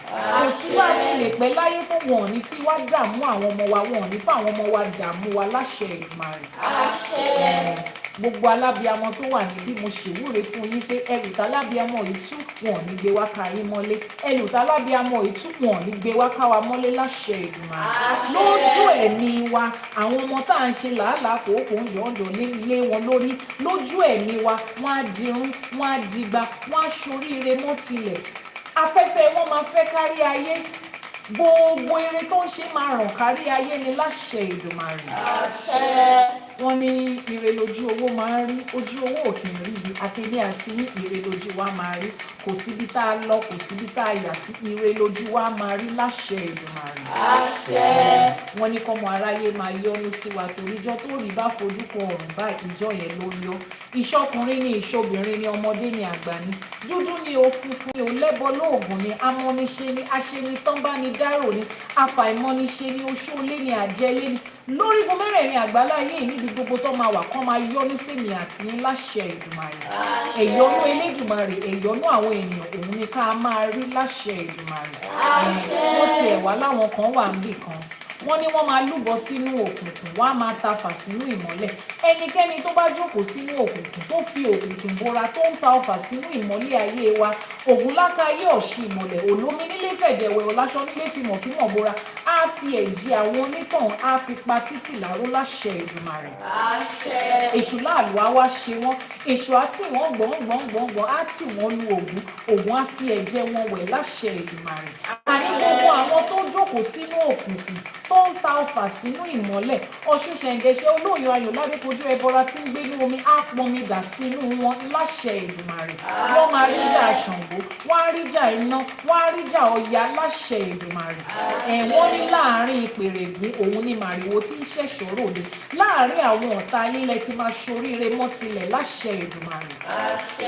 Àwa ní tojú ayé mọ́lẹ̀ o, àní taṣọ àgbà mọ́lẹ̀ o, àní bí aráyé nínú o, àwọn tó láyé àwọn tó nílẹ̀ wọn ò ní kọ̀ dí àìmọ̀ ṣe sí wa o, àwọn abatẹnijẹ́ wọn ò ní kọ̀ dí àìmọ̀ ṣe sí wa o. Kò wá sí bá a ṣe lè ṣe é tó sẹ̀, aláàní tẹ ojú ayé mọ́lẹ̀, àwọn tó láyé àwọn tó nílẹ̀ wọn á máa yọ́nú sí wa ní láṣẹ Èdùmàrè. Èmi àti yín àwa ti di ọmọ ayé, a kì í ṣẹran ayé mọ́ láṣẹ Èdùmàrè. Àwọn tó láyé àwọn tó nílẹ̀ wọn á jẹ́ ká rọ́nà gbà. Ọ̀sà méjì mo pè yín, ọ̀sà méjì mo pè yín, ọ̀sà méjì mo pè yín, mi ì pè yín fún kú, mi ò pè yín fárùn nítorí etí àti ojú kọ̀ọ̀kan àtorí kọ̀ọ̀kan tó péjọpọ̀ síbí ni mo ṣe pè yín pé ẹ jẹ́ ká rí tajé ṣe, ẹ jẹ́ ká rọ́nà gbégbà, ẹ jẹ́ káwa náà gbélé ayé ṣe nǹkan rere láṣẹ Èdùmàrè. Ìṣẹ̀dá wa náà bí èèyàn nínú, ẹni tá a máa ṣẹ̀ tí ò ní dáríjì wá, Elédùmarè Elédùmarè ò ní jẹ́ ká ṣe kò ń gẹ́ wọn láṣẹ Èdùmàrè. àṣẹ. Ẹ̀yin tẹ́ ẹ wá ti lọ sókè òkun, ẹ̀yin tẹ́ ẹ ti lọ sí ìlú odi, tẹ́ ẹ ti lọ sẹ́yìn odi, tẹ́ ẹ ti lọ sókè òkun, bó ṣe lọ ló ṣe bọ̀, Elédùmarè ò ní ṣe ti yín bẹ́ẹ̀ láṣẹ Èdùmàrè. Ẹ kó èrè oko délé, ẹ ní kú sọ́nà bí èéfín, ẹ ní kú sájò bí èéfín láṣẹ Èdùmàrè. Ẹ kó èrè oko délé, ẹ ní ṣe lásán. Gbogbo àwọn tẹ́ ẹ wá ń pàdé ńbẹ̀, àjòjì ni o, ọ̀rẹ́ ni o, aláwọ̀ dúdú ni, aláwọ̀ funfun ni, wọ́n máa yọ́nú sí yín ní láṣẹ Èdùmàrè. àṣẹ. Ọ̀rọ̀ tá à mọ́wọ́ tá à mẹsẹ̀, ọmọ aráyé ò ní kọ̀ díẹ̀ sí wa láṣẹ Èdùmàrè. àṣẹ. Ẹ̀fún ayé, àṣàsí ayé, èdè ayé kò ní ṣẹ mọ́ wa lára láṣẹ Èdùmàrè. Níbi gbogbo tá a bá wá kọjú sí, ire lójú owó rí, ire lójú èmi àti yín á máa rí láṣẹ Èdùmàrè. àṣẹ. Ajé á wá dirun, ajé á dìgbà nílé wa. Wọ́n nínú igbó lé orógbó ń gbé, ọmọ aráyé máa ń lànà kan ní, inú igbó lobè wà, ọmọ aráyé ń lànà kan ní, ọmọ aráyé á lànà oríire kan ní, wọ́n á lànà lákàn ní, wọ́n á lànà làkàn ní. Àwọn èèyàn jàǹkànjàǹkàn lẹ́ẹ̀kan lórúkọ wọ́n á lànà eré kò ní láṣẹ Èdùmàrè. àṣẹ. Gbogbo ọjọ́ tá a wá máa lò nílé ayé, àní dùbúlẹ̀ àìsàn fọmọ, ọmọ ò ní dùbúlẹ̀ àìsàn fún wa láṣẹ Èdùmàrè. àṣẹ. Wọ́n ní tẹ́lẹ̀ eyín iwájú bá gé ẹran, wọ́n ní tèrèdí ìgbà ni. Èyí tá a wí lẹ́yìn àwọn tó láyé ti gbà á, ẹ̀gbá ayé ti gbà á, ẹ̀gbá ọ̀run ti gbà á, wọ́n ti bá wa fàṣẹ sí torí pé wọ́n ní àwíṣẹ ní Tifá, wọ́n ní àfọ̀ṣẹ ní Tọ̀rúnmìlà, wọ́n ní àbátálẹ́gàn ọmọ bá dá òun lòrìṣà òkè gbà, wọ́n ní àbámọ́dá kan ìdá tiẹ̀ kó má ṣe. Èyí tèmi àti yín wé lẹ́yìn àwọn tó láyé ti fàṣẹ sí, àwọn tó nílẹ̀ ti fàṣẹ sí, ó ti rí bẹ́ẹ̀, ó ti ṣẹ bẹ́ẹ̀ láṣẹ Èdùmàrè. àṣẹ. Kífá ó bá ní ṣe, k'Elédùmarè ó bá ní ṣe, àwọn tó ṣàwo kù sẹ́yìn kó bá wa ṣe. A ní kífá ó bá wa ṣe, k'Elédùmarè ó bá wa ṣe, àwọn tó ṣàwo kù sẹ́yìn kó bá wa ṣe. Kífá ó bá wa ṣe o, k'Elédùmarè ó bá wa ṣe, àwọn tó ṣàwo kù sẹ́yìn kó bá wa ṣe o. Àṣẹ. Títí ọ̀la tá a tún máa pàdé yín lórí ètò Àṣẹ for Today. Èmi náà ni olórí Iyanifa Ewa tí gbogbo ènìyàn mọ̀ sí Iyanifa Ewa, olóòtú àti olùdarí ilé ẹ̀kọ́ Ifá College. Èmi náà dẹ̀ ni olóòtú Àṣẹ for Today. Until tomorrow when I come your way again, I remain your host, the founder of the Ifá College, Iyanifa Ewa, popularly known as Iyanifa Ewa. Until tomorrow, I say Ifá gbè wá, ìṣẹ̀ṣe á gbè wá, àwọn aláṣẹkù wọ́n á gbè wá láṣẹ Èdùmàrè. àṣẹ. Don't forget to catch a replay on the YouTube channel Iyanifa Ewa TV. Visit our website ifacollege.ng and I will see you tomorrow. Ojú tẹ́ fi ń wò wá kò ní fọ́, etí tẹ́ fi ń gbọ́ wá kò ní di. Wọn ò ní fẹ́ lòmíì ṣe wá o, wọn ò ní fẹ́ lòmíì ṣẹ̀yìn náà, àwa lẹ máa rí, ẹ̀yin náà la máa bá láṣẹ Èdùmàrè. àṣẹ. Kífá ó bá mi ṣe.